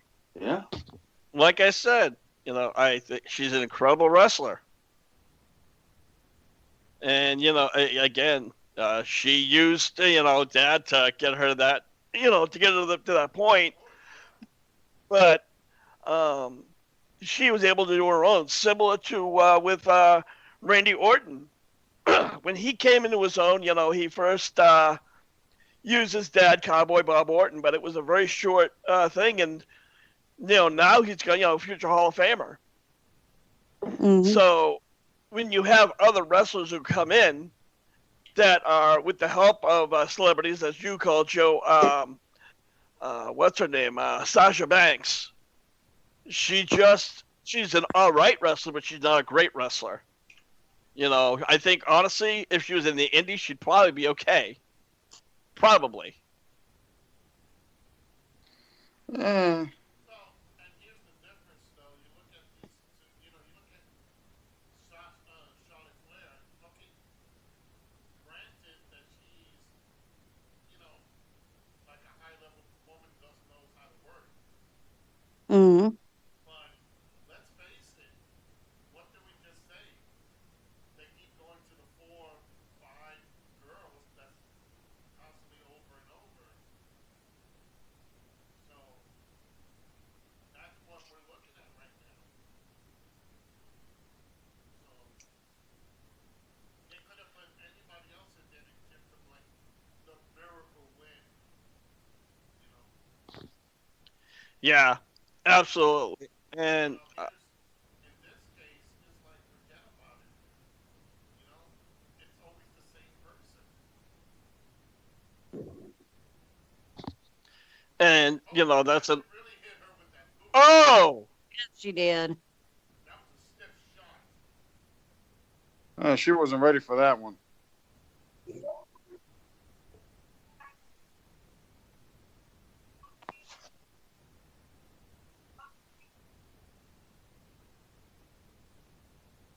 Uh, I don't think she. Oh yeah, I was gonna say I don't think that she would tap out. I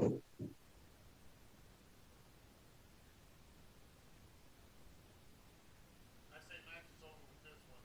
No? Okay. You know, and Shayna Baszler, okay, she's not. Natural selection. Yep, Match over. yep. Macho. Yep. It's done. And here's the question: how drunk is Nate? Oh, very, very drunk. I don't know. No, look at it, boss. Look at how damn red his face is. All right. He might have had a few. Yeah, He might. that's like I was trying to be nice, you know. That's like saying I've only had one glass of this hooch. Well, we have the referee that always makes that impressions. How much you want to bet Charlotte's going to challenge Oscar for that title? I'm waiting on her for pull a heel turn and fucking go over and like beat the shit out of her.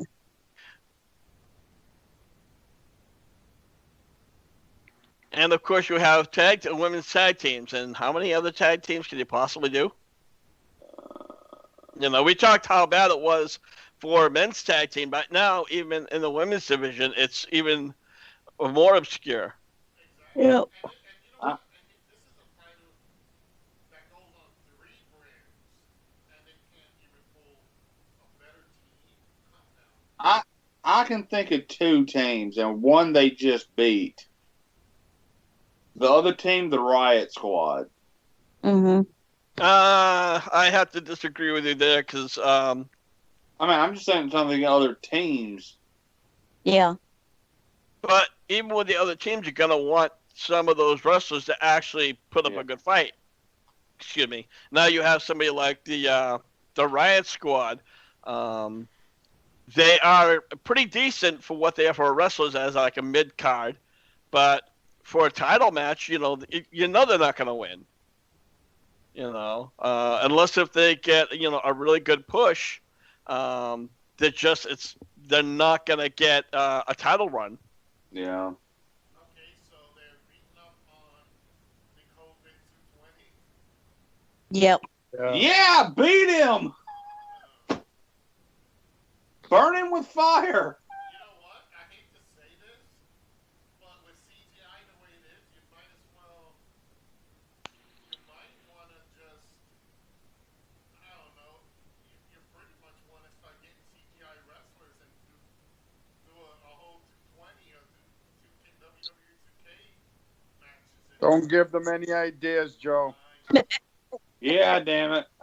Yeah. The first ever virtual match this year at WrestleMania.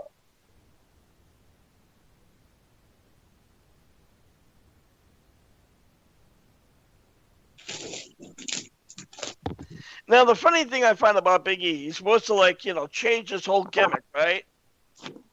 Mm-hmm. So, but he's still using the New Day gimmick. So it's not like somebody like with a Roman Reigns where he completely changes his gimmick altogether. He's just now. You want him to be that bland, boring guy who used to come down just hitting the chalk in his hand? No, but what I'm saying is they could have done something else, but clearly they don't know what to do with him. So they said, you know what? Hey, we got to keep this New Day character because, well, that's pretty much what made your character throughout the through your tenure in the company. So we're gonna put you as a singles wrestler. We're gonna get rid of all the pretty, pretty ponies and everything else, but you still gotta have that New Day gimmick personality. Mm-hmm. It What was belt was almost that? if you look like Kofi Kingston when he won the title. Yeah, he was still with the New Day, but he really wasn't with them. So. What title was that? The Intercontinental? The one that he had? Yeah, the Sami Zayn had. All right. All right, here we go. Ladies and gentlemen, we are now into the Universal Championship, which is basically a glorified Raw champion. Roman Reigns, the Tribal Chief, taking on Kevin Owens, which I'm just going to go on the limb and say it's another Roman Reigns win. No, that's not going to Mm-hmm. change. Now, we only see one Uso. Is the other Uso gone? I think I don't know. injury.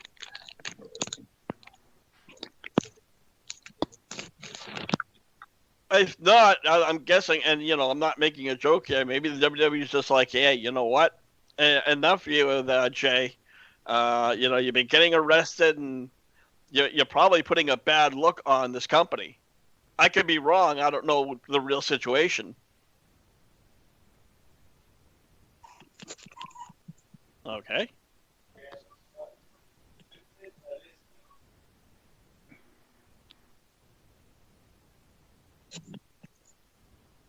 That could be.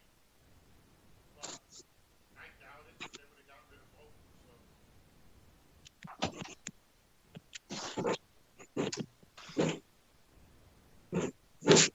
He's probably injured, and then they'll bring him back.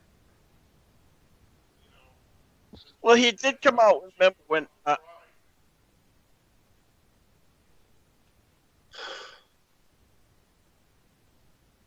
Okay, so they're doing this whole I'm gonna stay home with my kids, and the whole I'm doing this for my family storyline.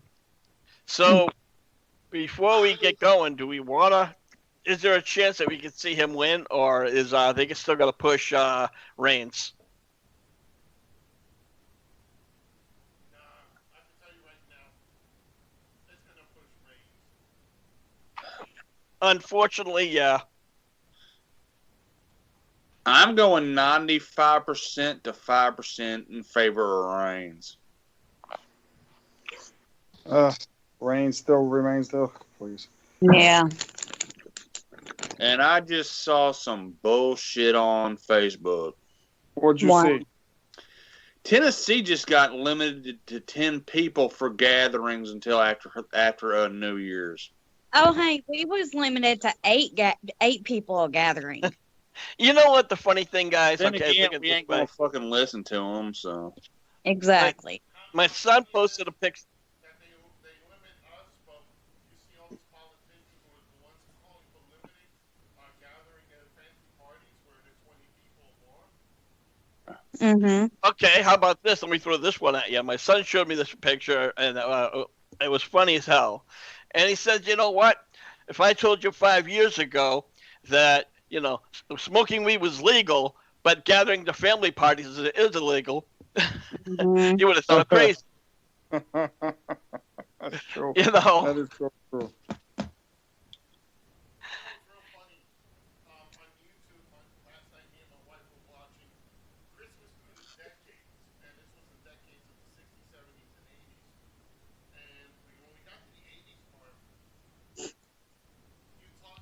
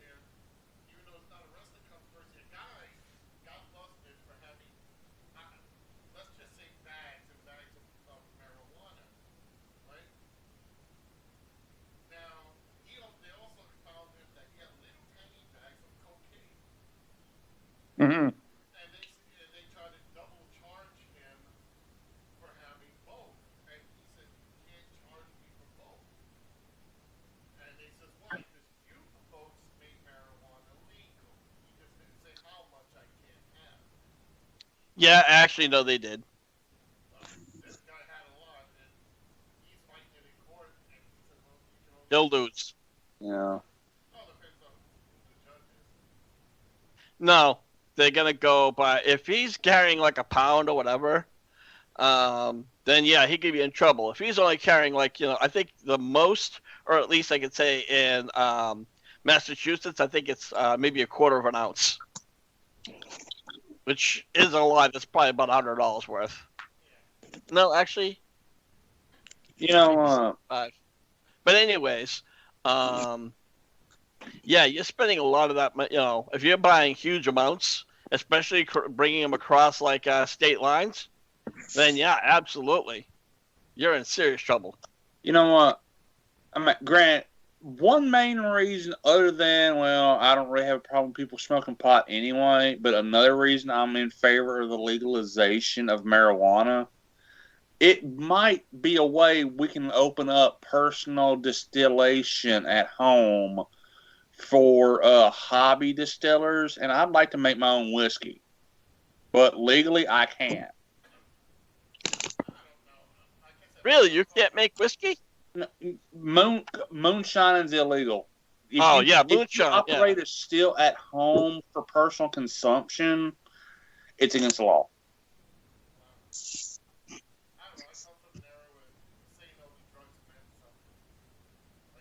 Yeah, like. I agree. Yeah.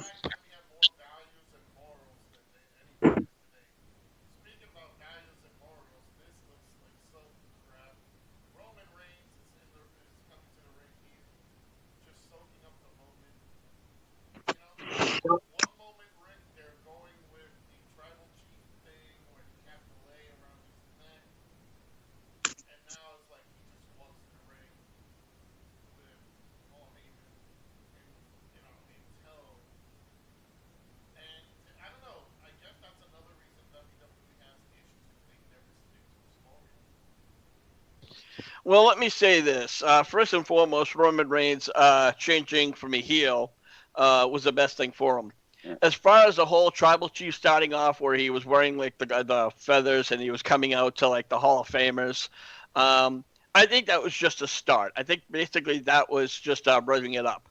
If he came out as a tribal chief without any other kind of just like that straight up, nobody would have bought it. So it was just for those first few weeks to say, okay, he's a tribal chief, and now it's working. He doesn't need to come out with the what do you call it, the lays. Mm-hmm. So that's just my take on it anyway.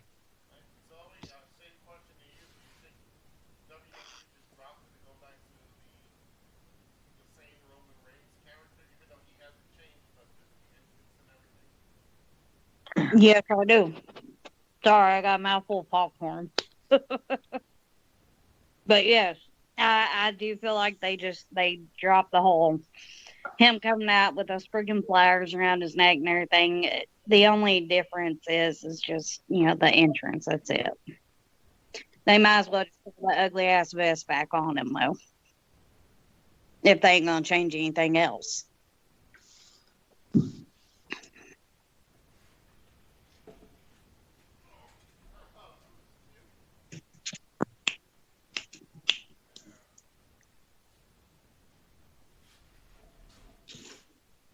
So I'm guessing this match is probably going to last an hour.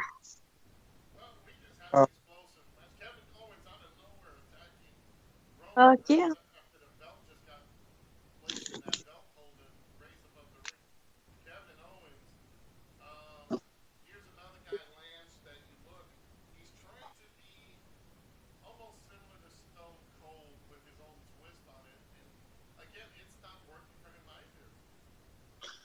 You know what? I've actually been watching Kevin Owens, Kevin Steen, whatever you want to call him, even back into his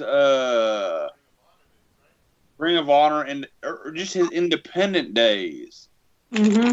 He's always had that damn mean streak in him. Mm-hmm. So I wouldn't. I mean, yeah, granted, he does do a stunner every now and then, but yeah. Now, a point that y'all were making that Roman and changing his gimmick and not changing, I'm actually kind of glad he decided to go with the head of the table thing more than the tribal chief, because when I hear that, I think gear more towards, well, y'all remember when the Usos had face paint and wore those multicolored short Yeah. hats? That's what I think when I think somebody's saying tribal chief.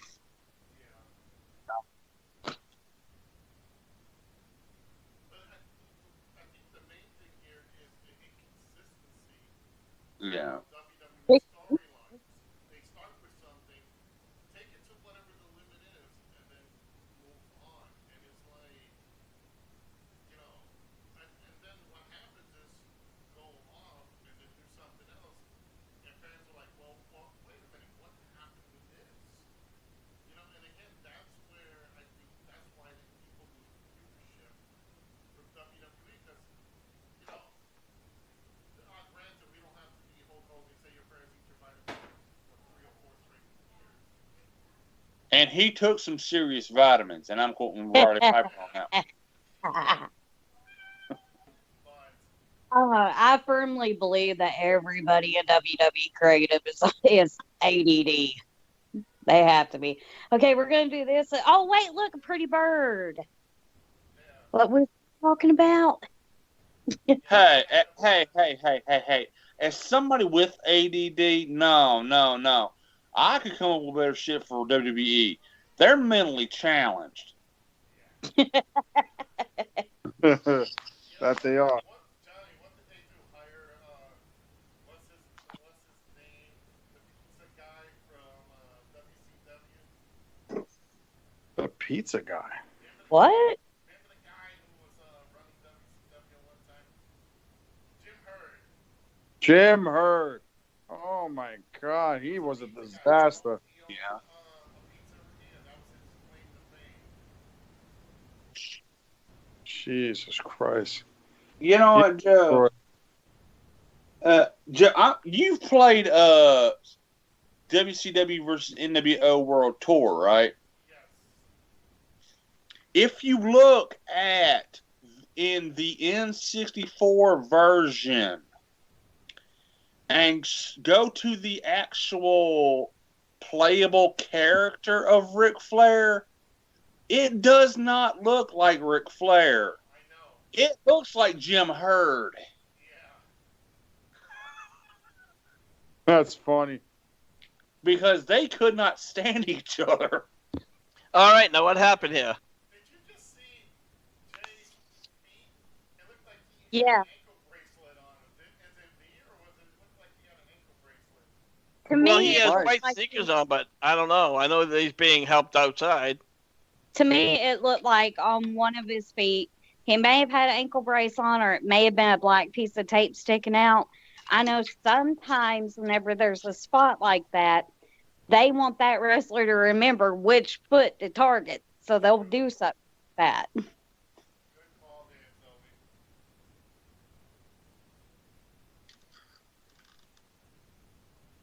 You know, I gotta say though, one thing, Roman Reigns is in phenomenal shape.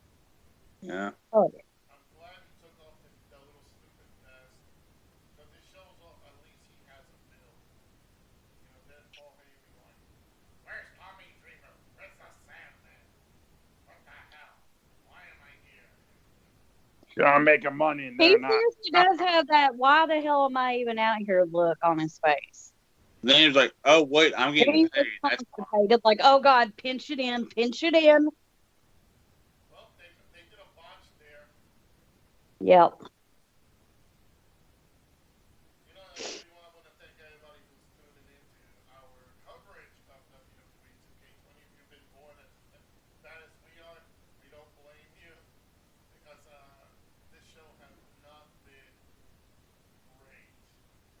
I think the only best match there was the Drew McIntyre AJ Styles match, and everything else was Yeah. bad. Yep. Yeah, you called it right there. you know, this is supposed to be the main event match, and it's kind of No, like, yeah, no, it's not. No, it's not. which is The Firefly Inferno match. Oh yeah. oh, okay. No, I'm gonna try to watch out of the peripheral of my vision. And by that, she means with her hands on her eyes. That too.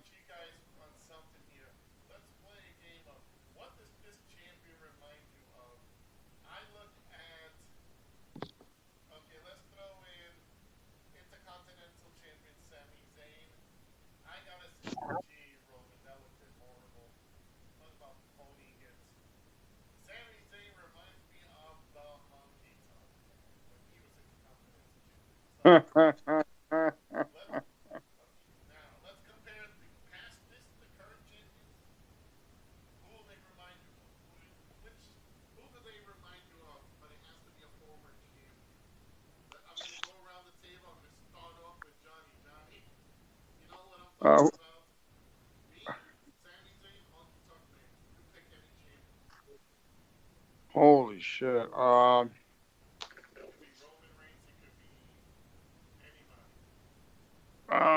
The guy who just won the tag titles. The The men's or the women's? No, the men's. The Kurt Business, Cedric Alexander, and Shelton Benjamin. There you go. Rocky Johnson, Tony Atlas.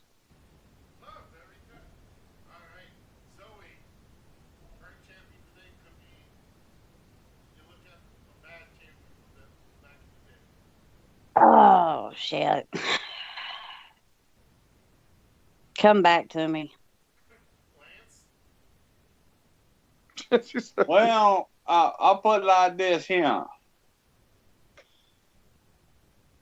The current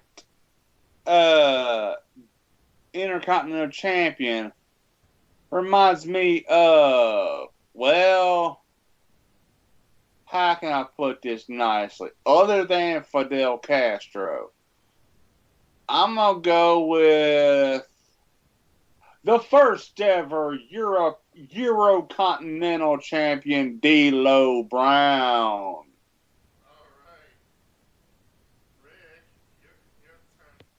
Oh God.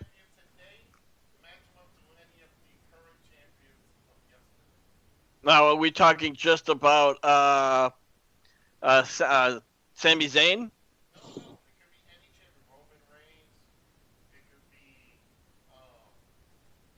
And,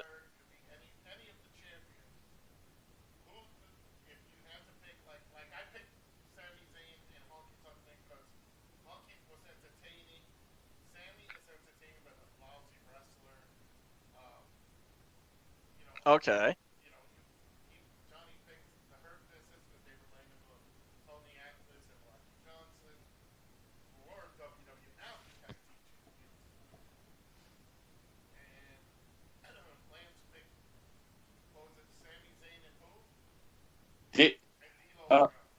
Yeah, it was either that or Naked Median.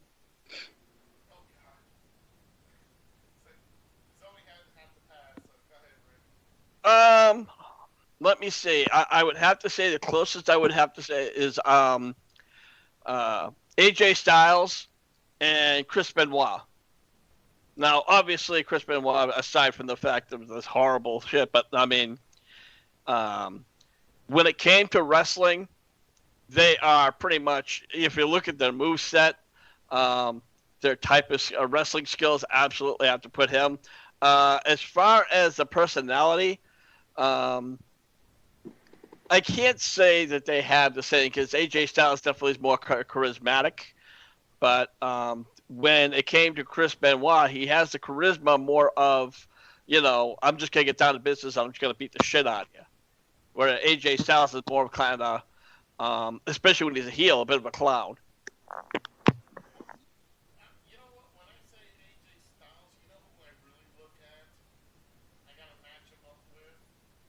Okay.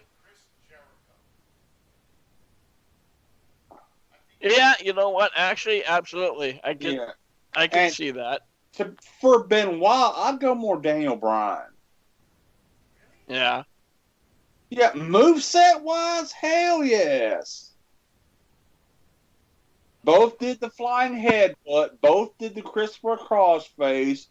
Both could suplex you like a son of a bitch.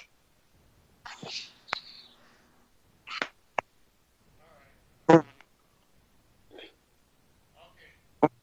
He is wearing a black something, a sock or something underneath that, over that white sneaker, over that white, well, Yeah. underneath the sneaker and over that other white sock.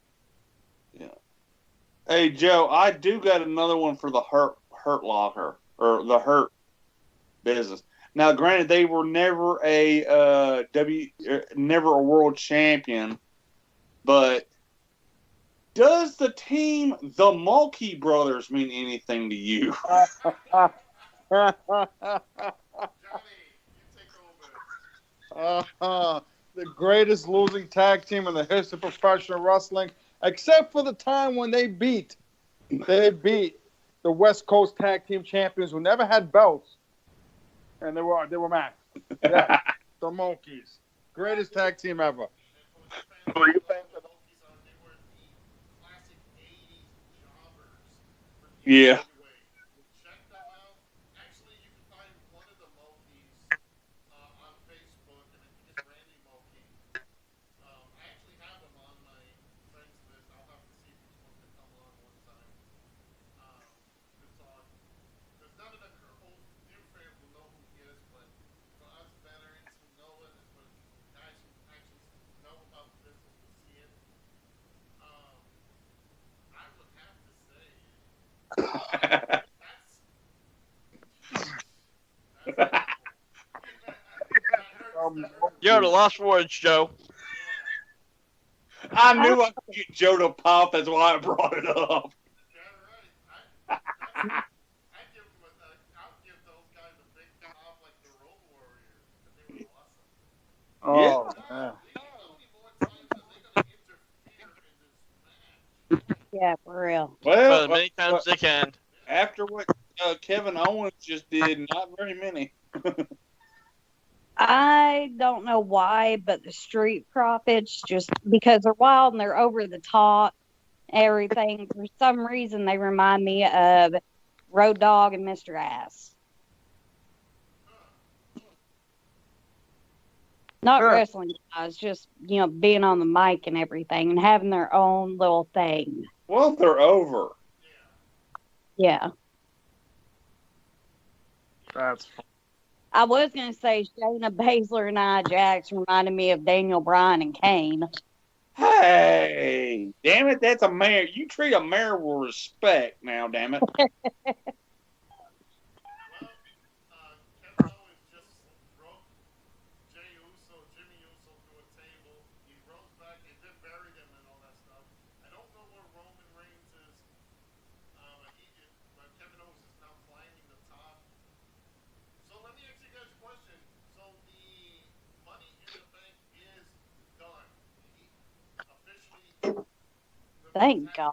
cashed it in Yes, he cashed it in, and lost. but he lost. So, and again, that shows you just how much WWE really respects some of their characters. I mean, usually, like 99 out of 100 times when you got that belt, when you got the that briefcase, that usually meant, hey, I'm gonna be getting a title, a real title shot, maybe even also a good title reign. But I just, who else are they really gonna have for a champion? The Miz is just a company guy. He has all his stuff that he's doing outside, so it's more like, okay, we're here. We're gonna give you, we'll give you some bit of a push. Just you want to be that heel that can put on a good storyline. So he doesn't really need that title. They could have given it to they let Otis have it, and maybe even have him win it for a couple of weeks. But obviously, Vince didn't see that happening. They should have. I mean, They should have, but I something told me that they weren't going to go in that direction. It was a teaser. Now, I do got a question. I do got a question for everybody, and I'll answer it first. What is your favorite ladder match? Personally, mine's Shawn Michaels versus Razor Ramon at SummerSlam. I want to say '95. Does it have to be just a ladder match, or does it have to be like the tables out of the chairs, or Money in the Bank, way. or what? Honestly, you know what? I'll go either way. As long as you had to climb a ladder and grab a belt. Okay. Oh.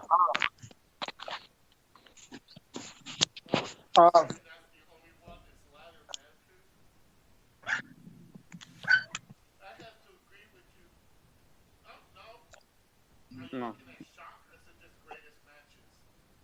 Whatever your favorite ladder match is, whether it be TLC or just straight up ladder match, if you climb a ladder and grab the belt, it's all in play.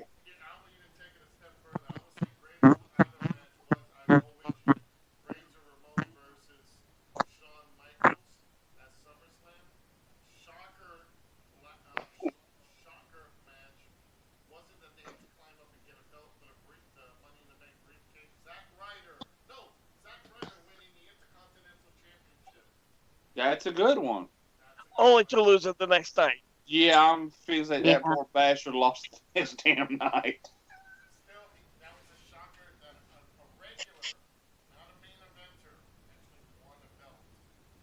Whoa, whoa, whoa. They fucked you.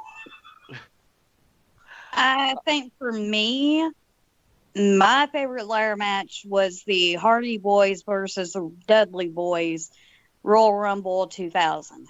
That's a good one. Yeah, absolutely. I have to agree with Zodi. The Hardy Boys and the Dudleys always put on some great TLC matches. Then there was a triple threat, of course, where it was Edge and it was Edge and Christian, the Hardy Boys, and the Dudley Boys. So I can't really put that particular one, but the triple threat one was actually one of the ones that tables, ladders, and chairs. Tables for Dudleys, the chairs for the Edge and Christian, and the ladders for the Hardys. Yeah. Yeah. Now, the funny thing with WWE is their TLC matches, some of them are for a title, where you could just do a pin, and in other words, you actually have to climb. I think you had to climb. I'm not sure. I don't remember. Yeah. So that's the only one thing that might not apply in my my case.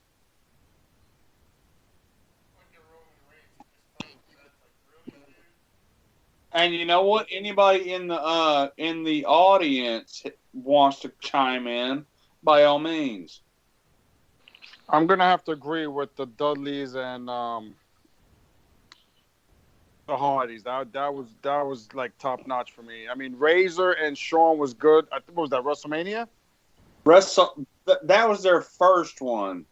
Yeah. My choice was actually the one from SummerSlam, I believe, of the same year, or it might have been the next. Mm-hmm. Yeah, I would go with the Dudleys and Hardys. I think that was my favorite. Okay. It was really action packed. Really. Yeah.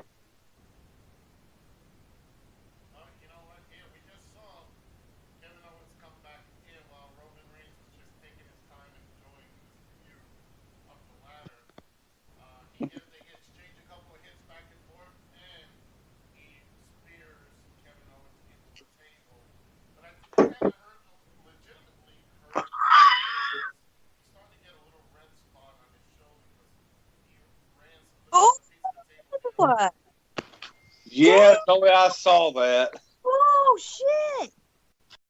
Daddy went head first. Fuck. Right?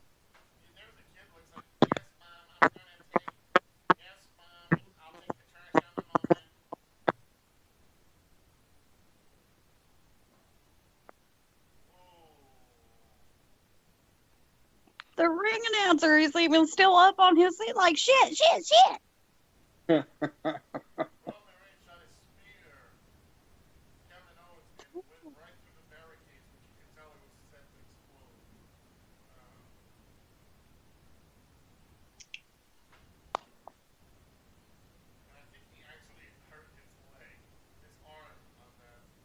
Yeah, it looked like it.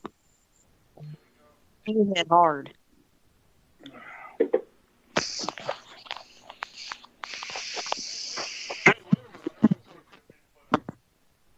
With a little bit of bubbly. Of course you knew that was going to happen, right?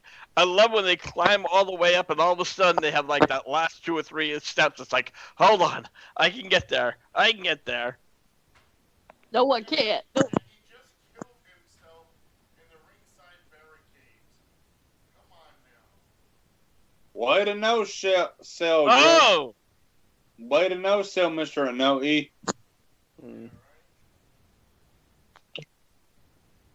Oh! Ooh. Yeah. Nice! Fight on spite. Damn.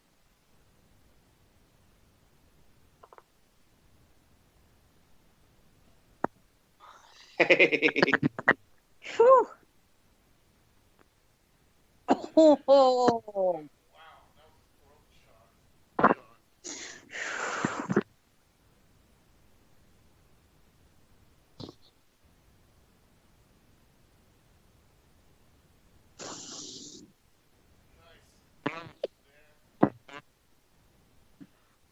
I hate how Paul Heyman is just like I don't know. It just seems like with Roman, he's like real timid to even be around. He's like barely walking anywhere. He's like, You know what's funny?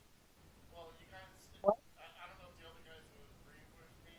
oh. I think they do it that way so because when Paul was managing Brock, Paul will always be like this outrageous faces and like oh my god moments. And I think that kind of took a little bit away from Brock. I think here is they want to really focus on Roman. Damn it, they should have just made this a motherfucking triple threat match because Uso won't stay the fuck out there. Or at least a handy. My God.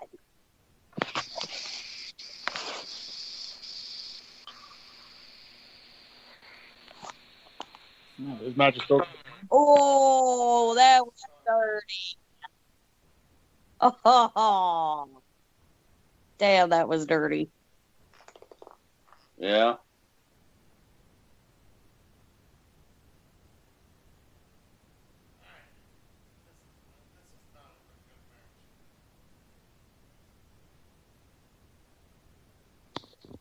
Yeah, especially for a ladder match. Yeah.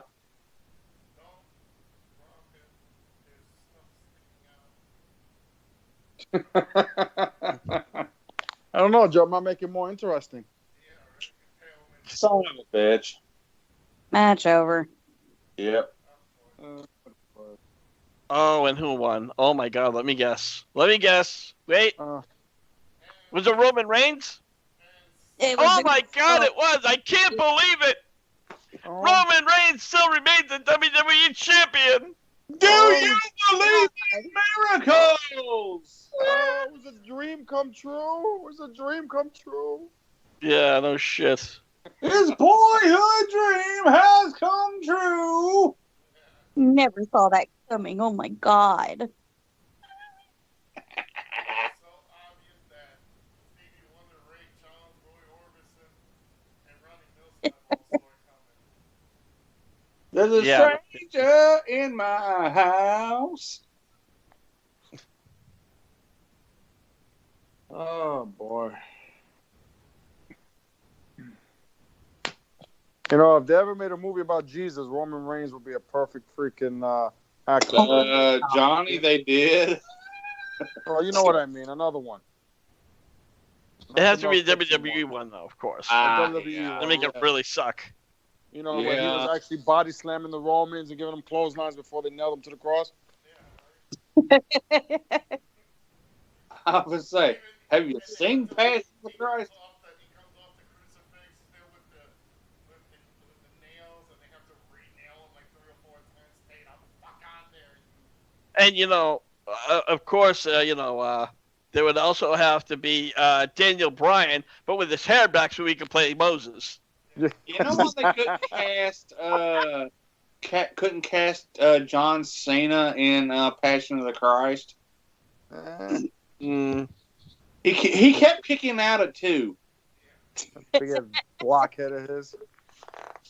Oh God, we'll use Vince McMahon as Pontius Pilate. You know, you ain't far off there.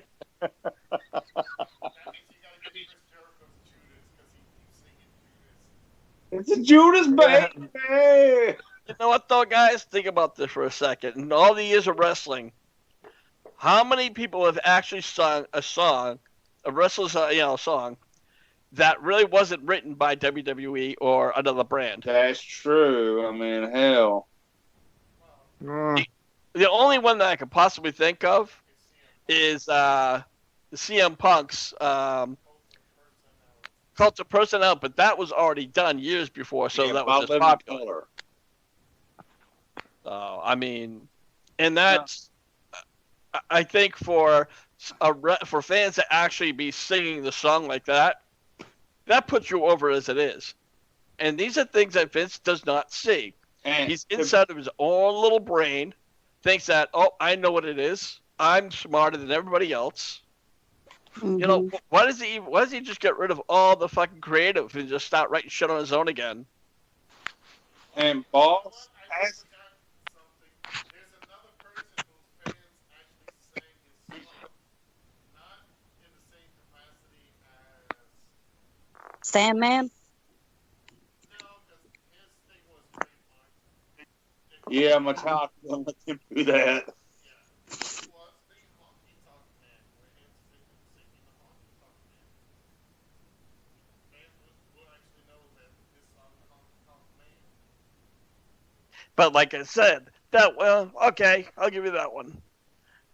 You know, Just Chris Jericho, the song Judas, he wrote that song 4 years ago. yeah. And honestly, boss, as a musician myself, he has his fans singing that back to him has to get him. Honestly, best way I know, that has to be getting him off on a couple of different levels. Well, One, there's the wrestling side of things where it's, hey, they're singing my song. And then there's the musician side of them saying, hey, they're singing my song. Now, you see, they were just showing those WWE shot with those championship belts. Yeah. Mm-hmm. You ever seen the Macho Man one that they have? It comes in a case that looks like the sunglasses. Nice. And it's about almost $900. Damn. Fuck it. Fuck that. But does that come with a blowjob from Alexa Bliss? Huh? Okay. I might be into that. I might be able to pay that. She's already in your fucking closet, Lance. Shit. Zoe, shut up. Hey, Samoa Joe's still around. Wow. Another Taz, he became a commentator. I wonder why. I mean, I knew that he injured his pinky, I guess, but that was like, 9 months ago. Year or two ago. Yeah. Nice. Well, probably because nice paycheck. It doesn't beat the shit out of him on a weekly basis. What are you gonna do?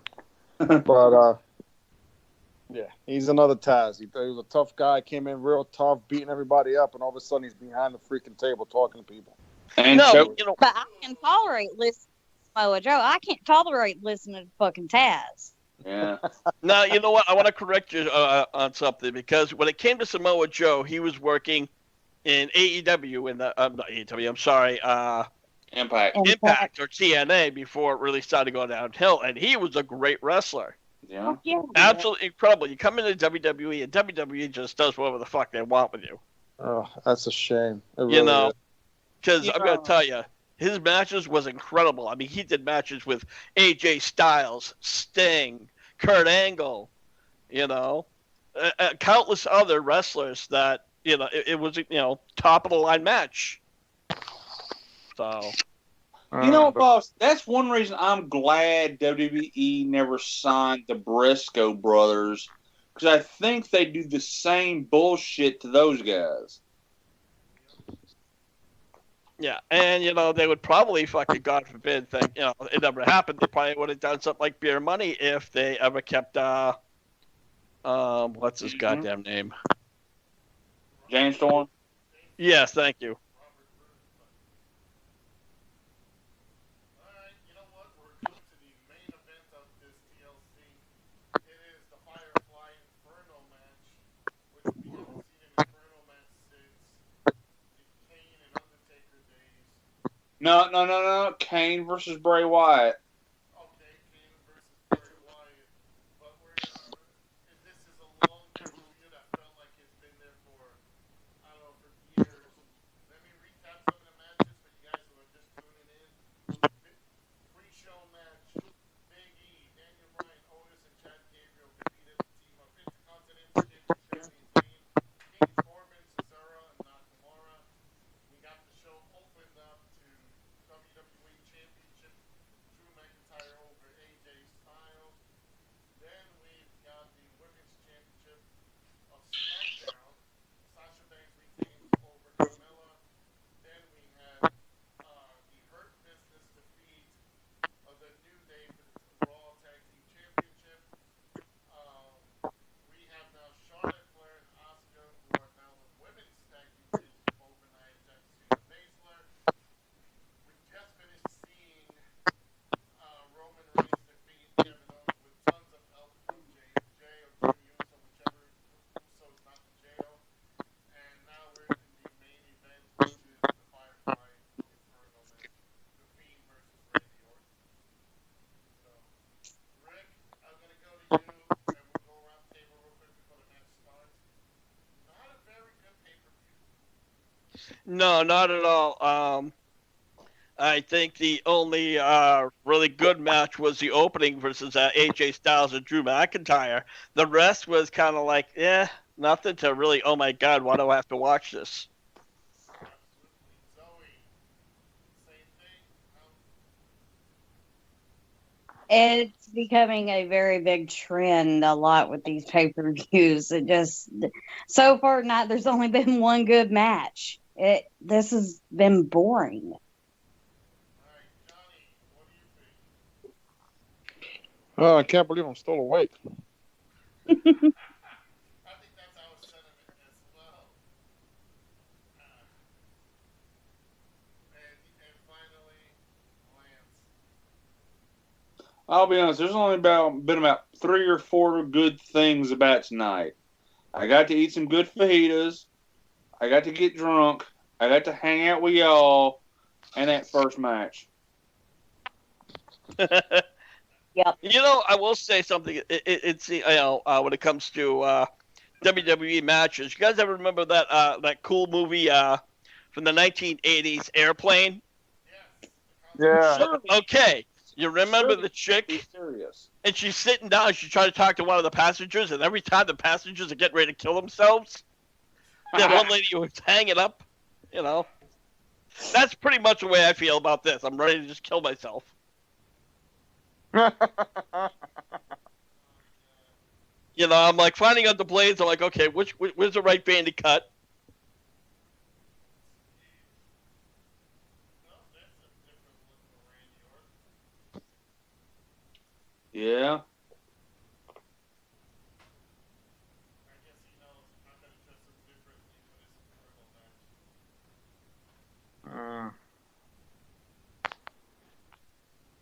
Again, another very good veteran, who's, I would say his time is not over because he's still got a couple more years. Wait a minute. Where's the fire? I know, there's no Rings of Inferno. It probably will start after they both get in. No, I mean, where the fuck is the thing of where the fire come from? Yeah, the trays are not there where you bolt all of the wires. Like I said, they're probably waiting to get in. That'll be, I don't know. Well, Who knows? The Fiend will come in, they'll do a theatrics where they turn everything off. And then Yeah, I'm guessing it's going to be something like that.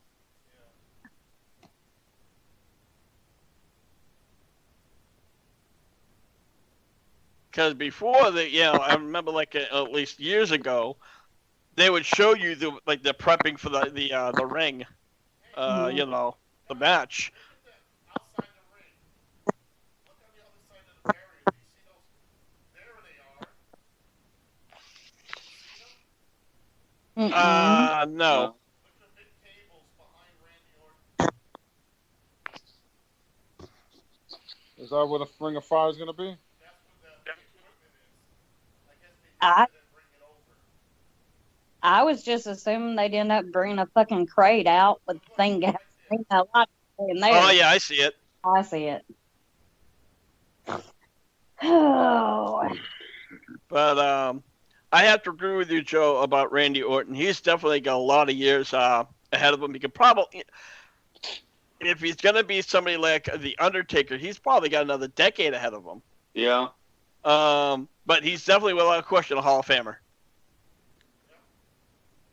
The only thing is you can't keep going after a while. You just can't keep doing the same thing. There's really no challenges left for him. He's done every change. He's been a champion constantly over and over. You know, honestly, I think it's time for him to like kind of be the trainer, kind of be helping get some of these guys on. And I think Randy's another person. Correct me if I'm wrong, Lance. He's that type of person that really criticizes the talent in the back for not doing their parts. Yeah, but then again, he also pisses off the other people that ain't in this particular company either. But I can think of a challenge he needs to implement. The Shake My Hand challenge. Oh, God.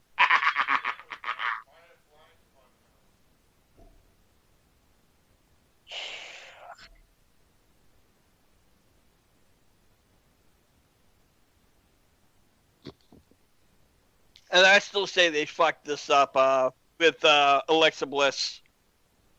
Don't get me wrong. I understand why they did it, because they wanted to do the whole Harley Quinn thing.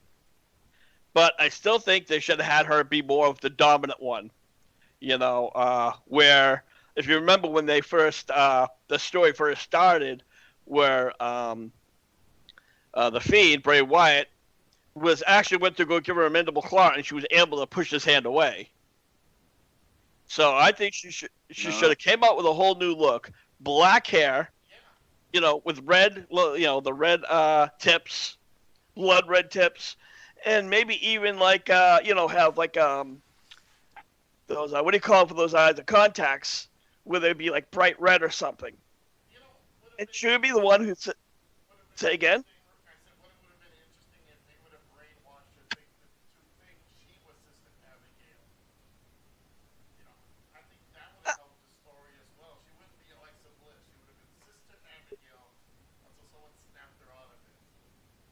Maybe Nikki Cross.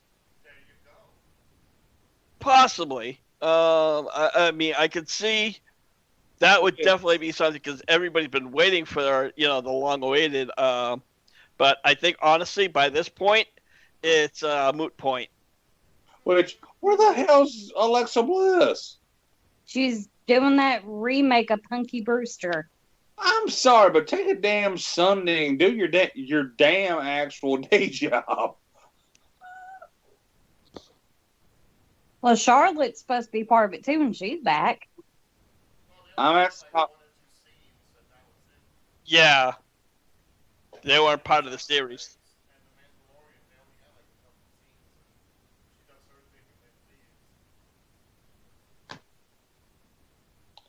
But Alexa been out 2 weeks, maybe 3. 2, 3, something like that.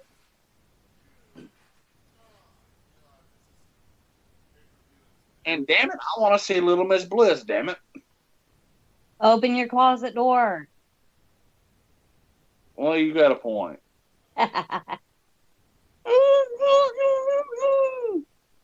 And y'all think I got tape on her mouth. No, he doesn't. I got something else in her mouth. Oh, my God. I got to step out, go to my car for a minute. I'll be right back. All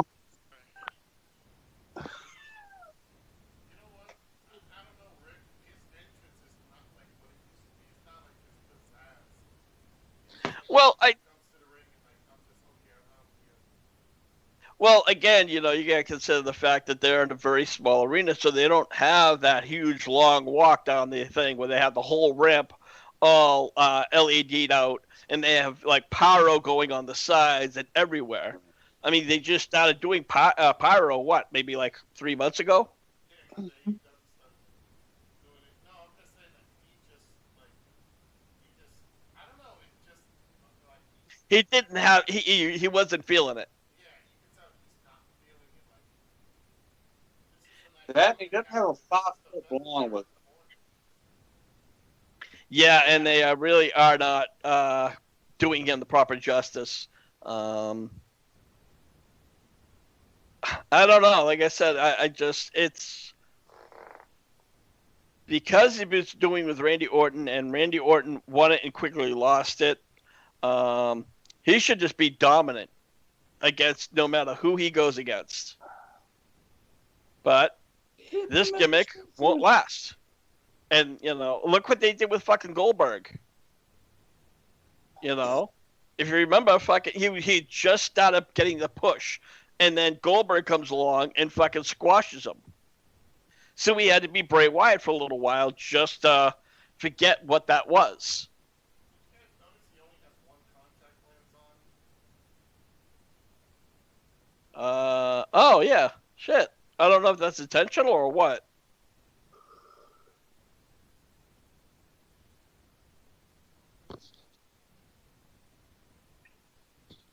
Oh, hold on. Where the fuck is the fire?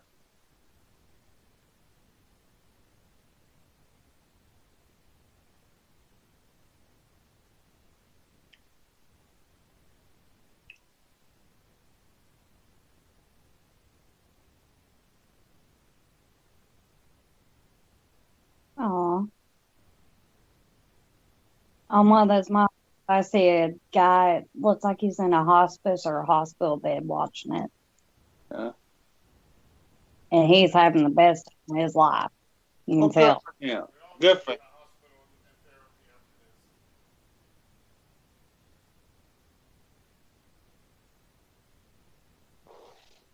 after this. Okay, Joe, as a former booker, answer me something.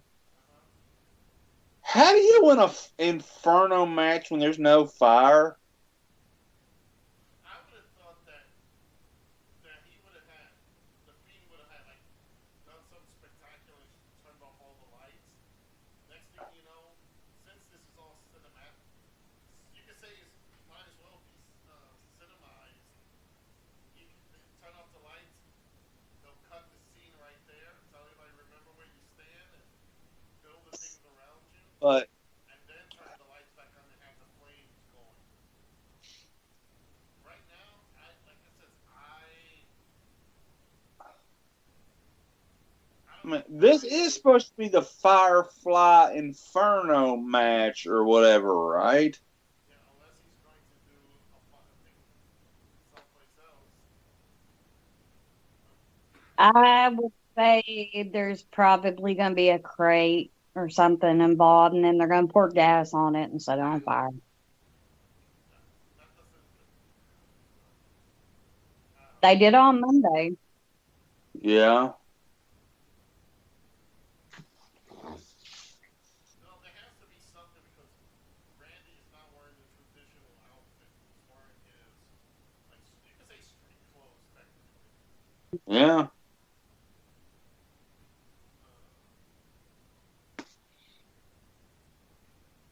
You know, fans who are listening Oh, here, there we go. Okay, okay. yeah, Okay.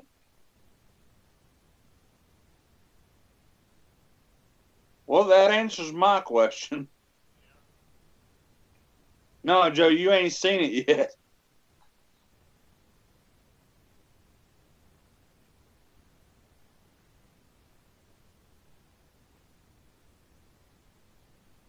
Oh wait, now both his eyes are red. Okay, not the traditional Inferno match. But okay. now I don't necessarily have a problem with this match. Well, now you don't have to worry about fans getting burned. Only their monitors will melt. Yeah.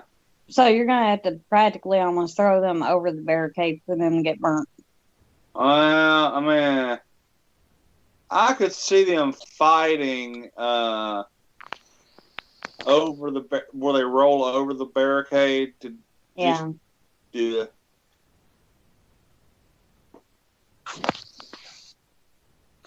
That's an Inferno match where the fire's not even nowhere near them. I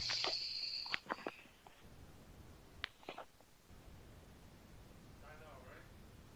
Why did I get the feeling that they're gonna lose this one as well and just come back like 5 years?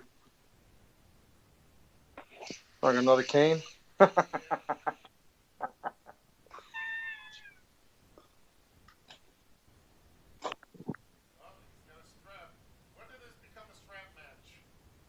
A yappa pie strap match. Oh, okay. Okay. Shit, fuck, shit. What happened? You lost the signal? Hey guys, No. I'm back. No, you'll see. Trust me. Wait a minute. You'll see. Hold on. Oh, did they have the fire behind the wall? Yeah. Oh, Jesus Christ. Wait a minute. Zoe, are you actually able to watch this? I think I am, just because. I just realized. Wait a minute.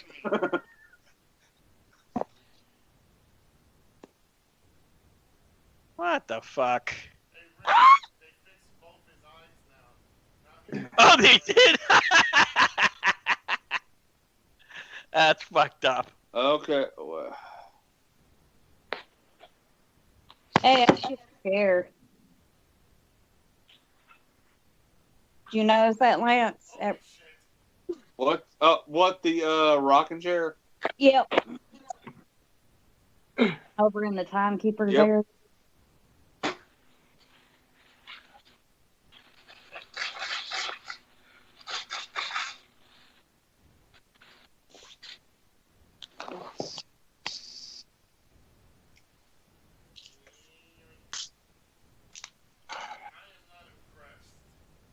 No. Nope. And I won't be staying, you guys. I'm going to be taking off probably in 15 minutes. Okay. I don't blame you. I don't think Yeah. it's gonna last 15. To be honest with you, boss. Yeah. Well, in short, I'm going to say that the show sucked, with the exception of the opening match. On a scale from 1 to 5, I'll give it a 1.5 to be nice. You know, unreal. You know, this is.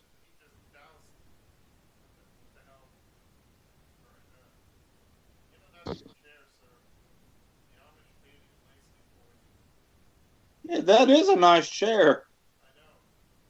Oh, fuck.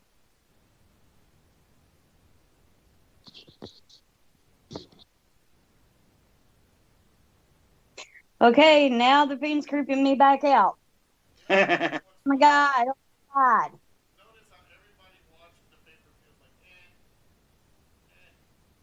Get out of the chair, dumbass. Yeah, this is like just silly.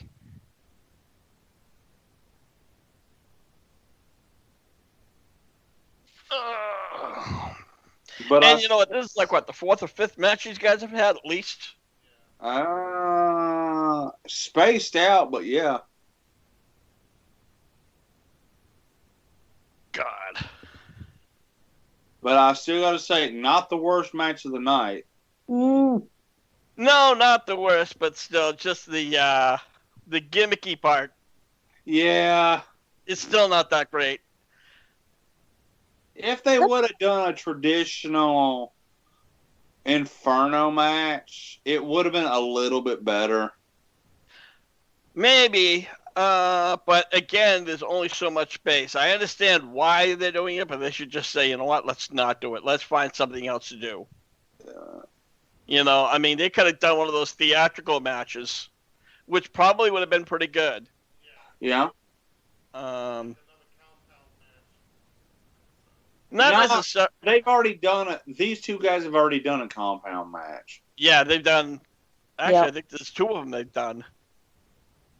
Yeah. If you remember, before the Fiend Bray Wyatt or whatever, the Happy Bray Wyatt, there was Orton versus Wyatt when he was, Where he Fiend. basically murdered Sister Abigail.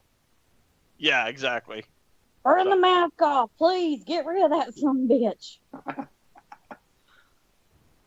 Damn. Note to self: order one of those for Zoe.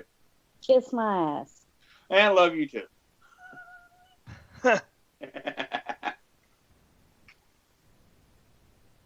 All right, so I get so far 5 of the year-end awards nominations. You want to tell everybody watching about those year-end awards? Yep. Starting Monday night, we will be posting our year-end awards.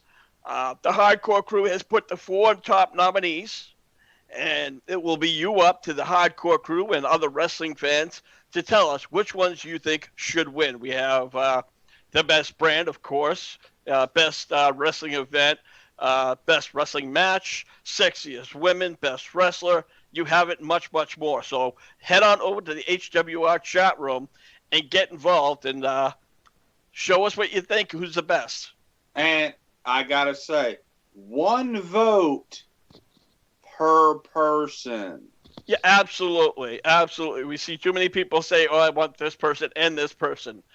If you put the first person, if you put 2 or 3 people, the first person that you put on, that's it. If you just put a thumbs up, it doesn't count. You have to put in your very own comment or your own vote. And no voting. Oh, it should have been thus and such. Oh my God. The image of Bray, the Fiend wielding a freaking axe handle on fire is like, oh. Hey, Zoe, good luck sleeping tonight. I didn't plan on it. I gave up. And you know what? I just see that's even more silly. Every time they do a big move, the fire flies up. I'm like, you kidding me? Did they? Yeah. Back in the day, they did that a lot. Yeah. Every time somebody hits something, it just blaze. Yeah. Especially if, say, like, Taker did a big body slam on Kane or something. It goes sky high. Okay. At the I time, still the fires- remember back in the ECW days, or maybe even before that, where it was Mick Foley and Terry Funk, and they were doing that. They had the barbed wire mat all around for ropes, and they had these No, boss. fire I gotta cans. correct you. I gotta correct you. That was Sabu. That was Sabu. Say again, Lance. I'm sorry. It was not in ECW. It was not Terry Funk versus Cactus Jack. It was Terry Funk versus Sabu. Really? I could have sworn that was. Now in IWA Japan for the winner of the King of the Death match tournament. Maybe I don't remember. was I don't Terry remember Funk what versus Sabu. what company it was with, but I specifically remember Terry Funk and Cactus Jack, or I'll just say Mick Foley, where they were having that really sick match where there was like buckets of fire hanging around barbed wire ropes all around. Only in Japan. Boss, I think Japan, that's thank you match. very much. I think you're confusing 2 matches with each other. They actually had quite a feud across several brands. Yeah. But wait a minute, hold on. If somebody's on fire, who won? Oh, Orton won. Somebody Not said yet. he's on fire. He was on fire, but Isn't It that probably what went this very quick. defines who wins or who loses? That's like WWE saying, well, he got to the top Logic. of the ladder and he got the title, but match is not over yet. WWE Logic, boss. WWE Yeah, Logic. no shit. More like WWE stupidity. 6 of one, half a dozen of the other. Is he gonna set the whole ring on fire? Yes, he is. Yeah.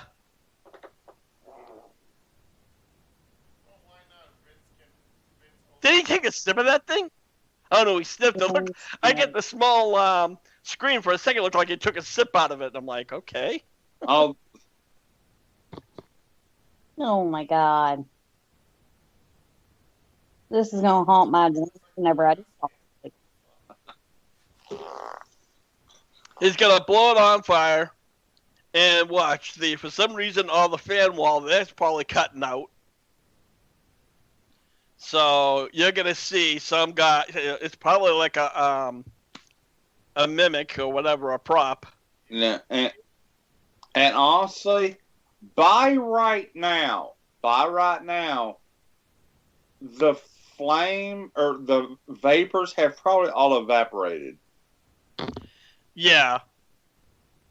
Or the He's got a fumes have flammable evaporated. Yeah, that's what I said. It was a prop. Once they poured all that on him, he was already Yeah. he was already gone. Yeah, but how'd they get the dummy in there without the people seeing? The lights go Because off? all they had to do was just like cut it out for a half a second or be like, 10 or 15 minutes behind, like, Yeah, exactly. Oh my God, that's gonna haunt my Yeah, dreams. because this is taped. This isn't live. Good It'd be fun if the God. match goes out. There's no such thing as live TV anymore with WWE. Yeah, exactly. This would have never flown if they had like a full arena.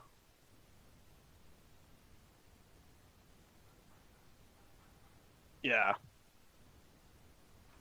Well, I guess now the Inferno match is over. Yep. If not, then I'm like, okay. You know, would you say this is too graphic for children to be watching?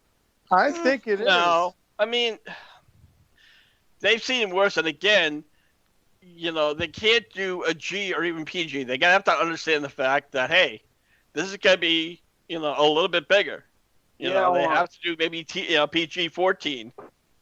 As a kid that grew up as a kid in the Attitude Era, no, it's not too graphic.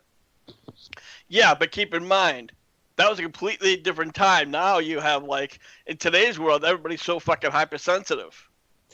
Boss, I'll put it like this: the fact that they think kids that are school age kids don't know how to cuss, they're out of their rabbit ass minds. You're right. I absolutely agree with you, but that's not how it works. It's not quote unquote politically correct. Because you know what? I'll put it like this: Zoe, as much as you don't want to hear it, your daughter knows how to cuss. Yeah.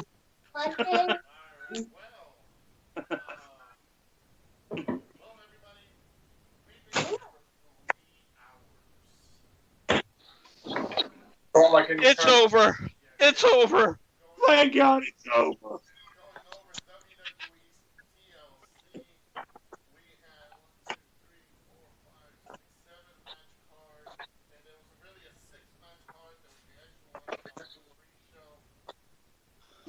Again, I don't know why they picked the Fiend to lose his own match, but it's what is. WWE makes no sense. We're gonna put Drew McIntyre over AJ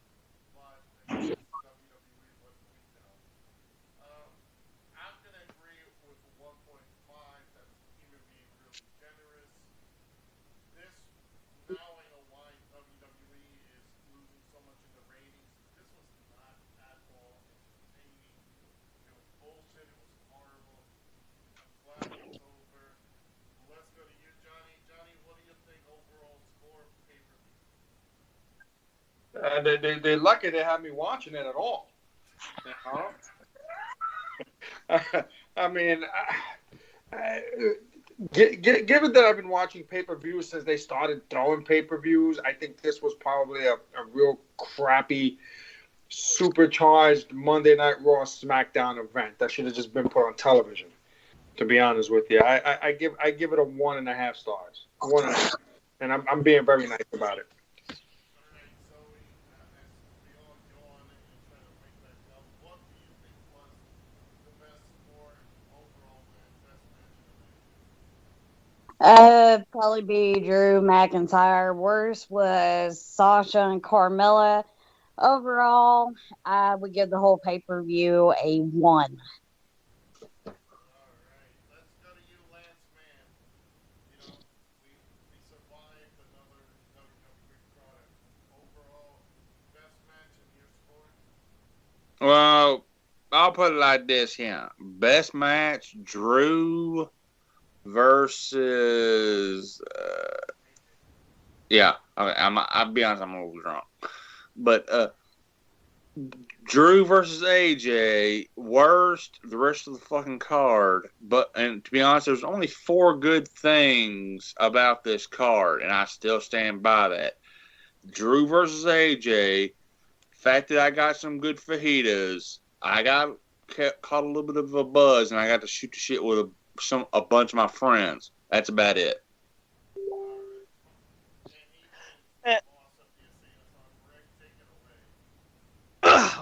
Well, again, like I said, I have to agree with everybody. 1.5. I have to say I'm glad I got rid of the network because so far it was not worth it. I actually purchased AEW pay-per-views. 2 reasons. First and foremost, they're not like, once or twice a month. They're every 3 or 4 months. And secondly, and most importantly, they've not let me down yet. And I paid that $50 for me. I can say it's honestly been worth it every single time. Yeah.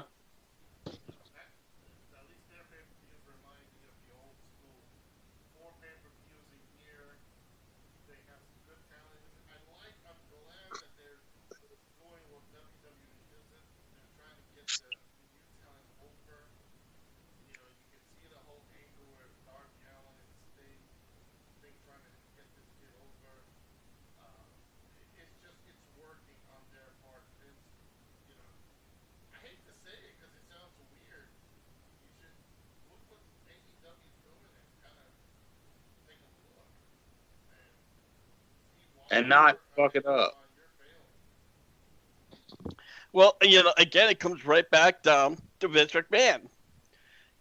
He doesn't really want to hear what others people have to say. It's his mind, and that's it. Where I think over in Tony Khan, while yes, at the end of the day, he's still the boss, he still listens to a lot of the other talent that says, hey, look, this needs to work. We need to try this. We need to do this. And I think he honestly takes all of that, into thought and say, okay, great.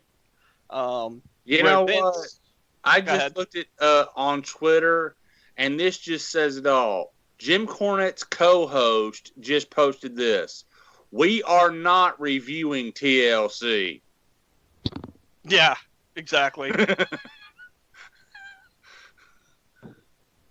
So, all right, guys, I am going to take off.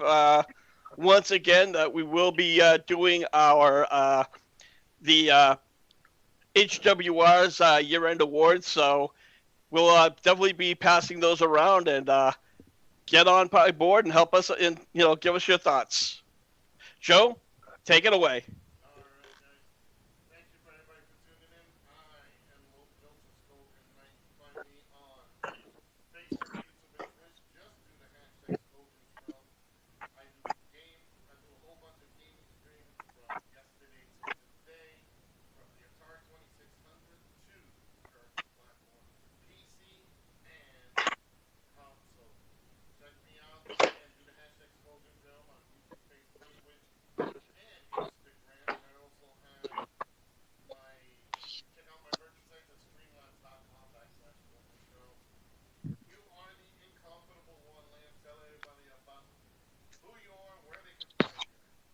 Well, I am being comfortable on one Lance Moss, and I do Lance Moss TV and Friends, and we go live every Tuesday night and Saturday night whenever Zoe's not working at a wrestling show. So, and also I will also have some new content coming in the new year. It's just, well, these holiday season sucks, man.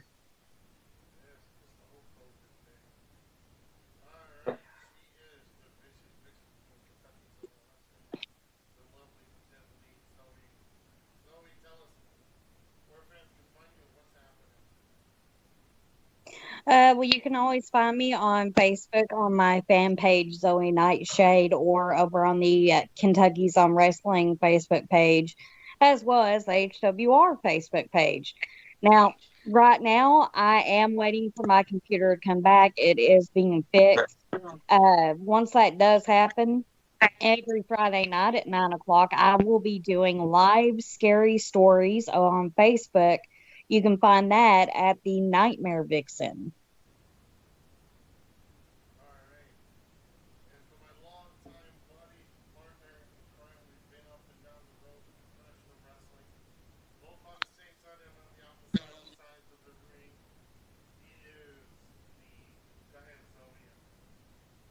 The Uva of Westchester. Oh my God. Here we go.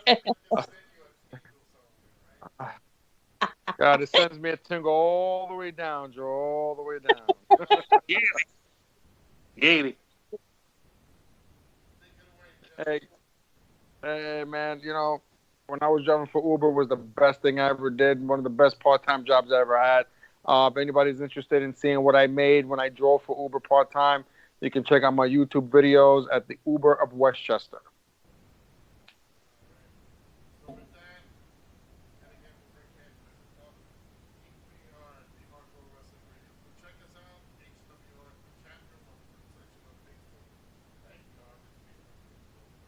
Oh,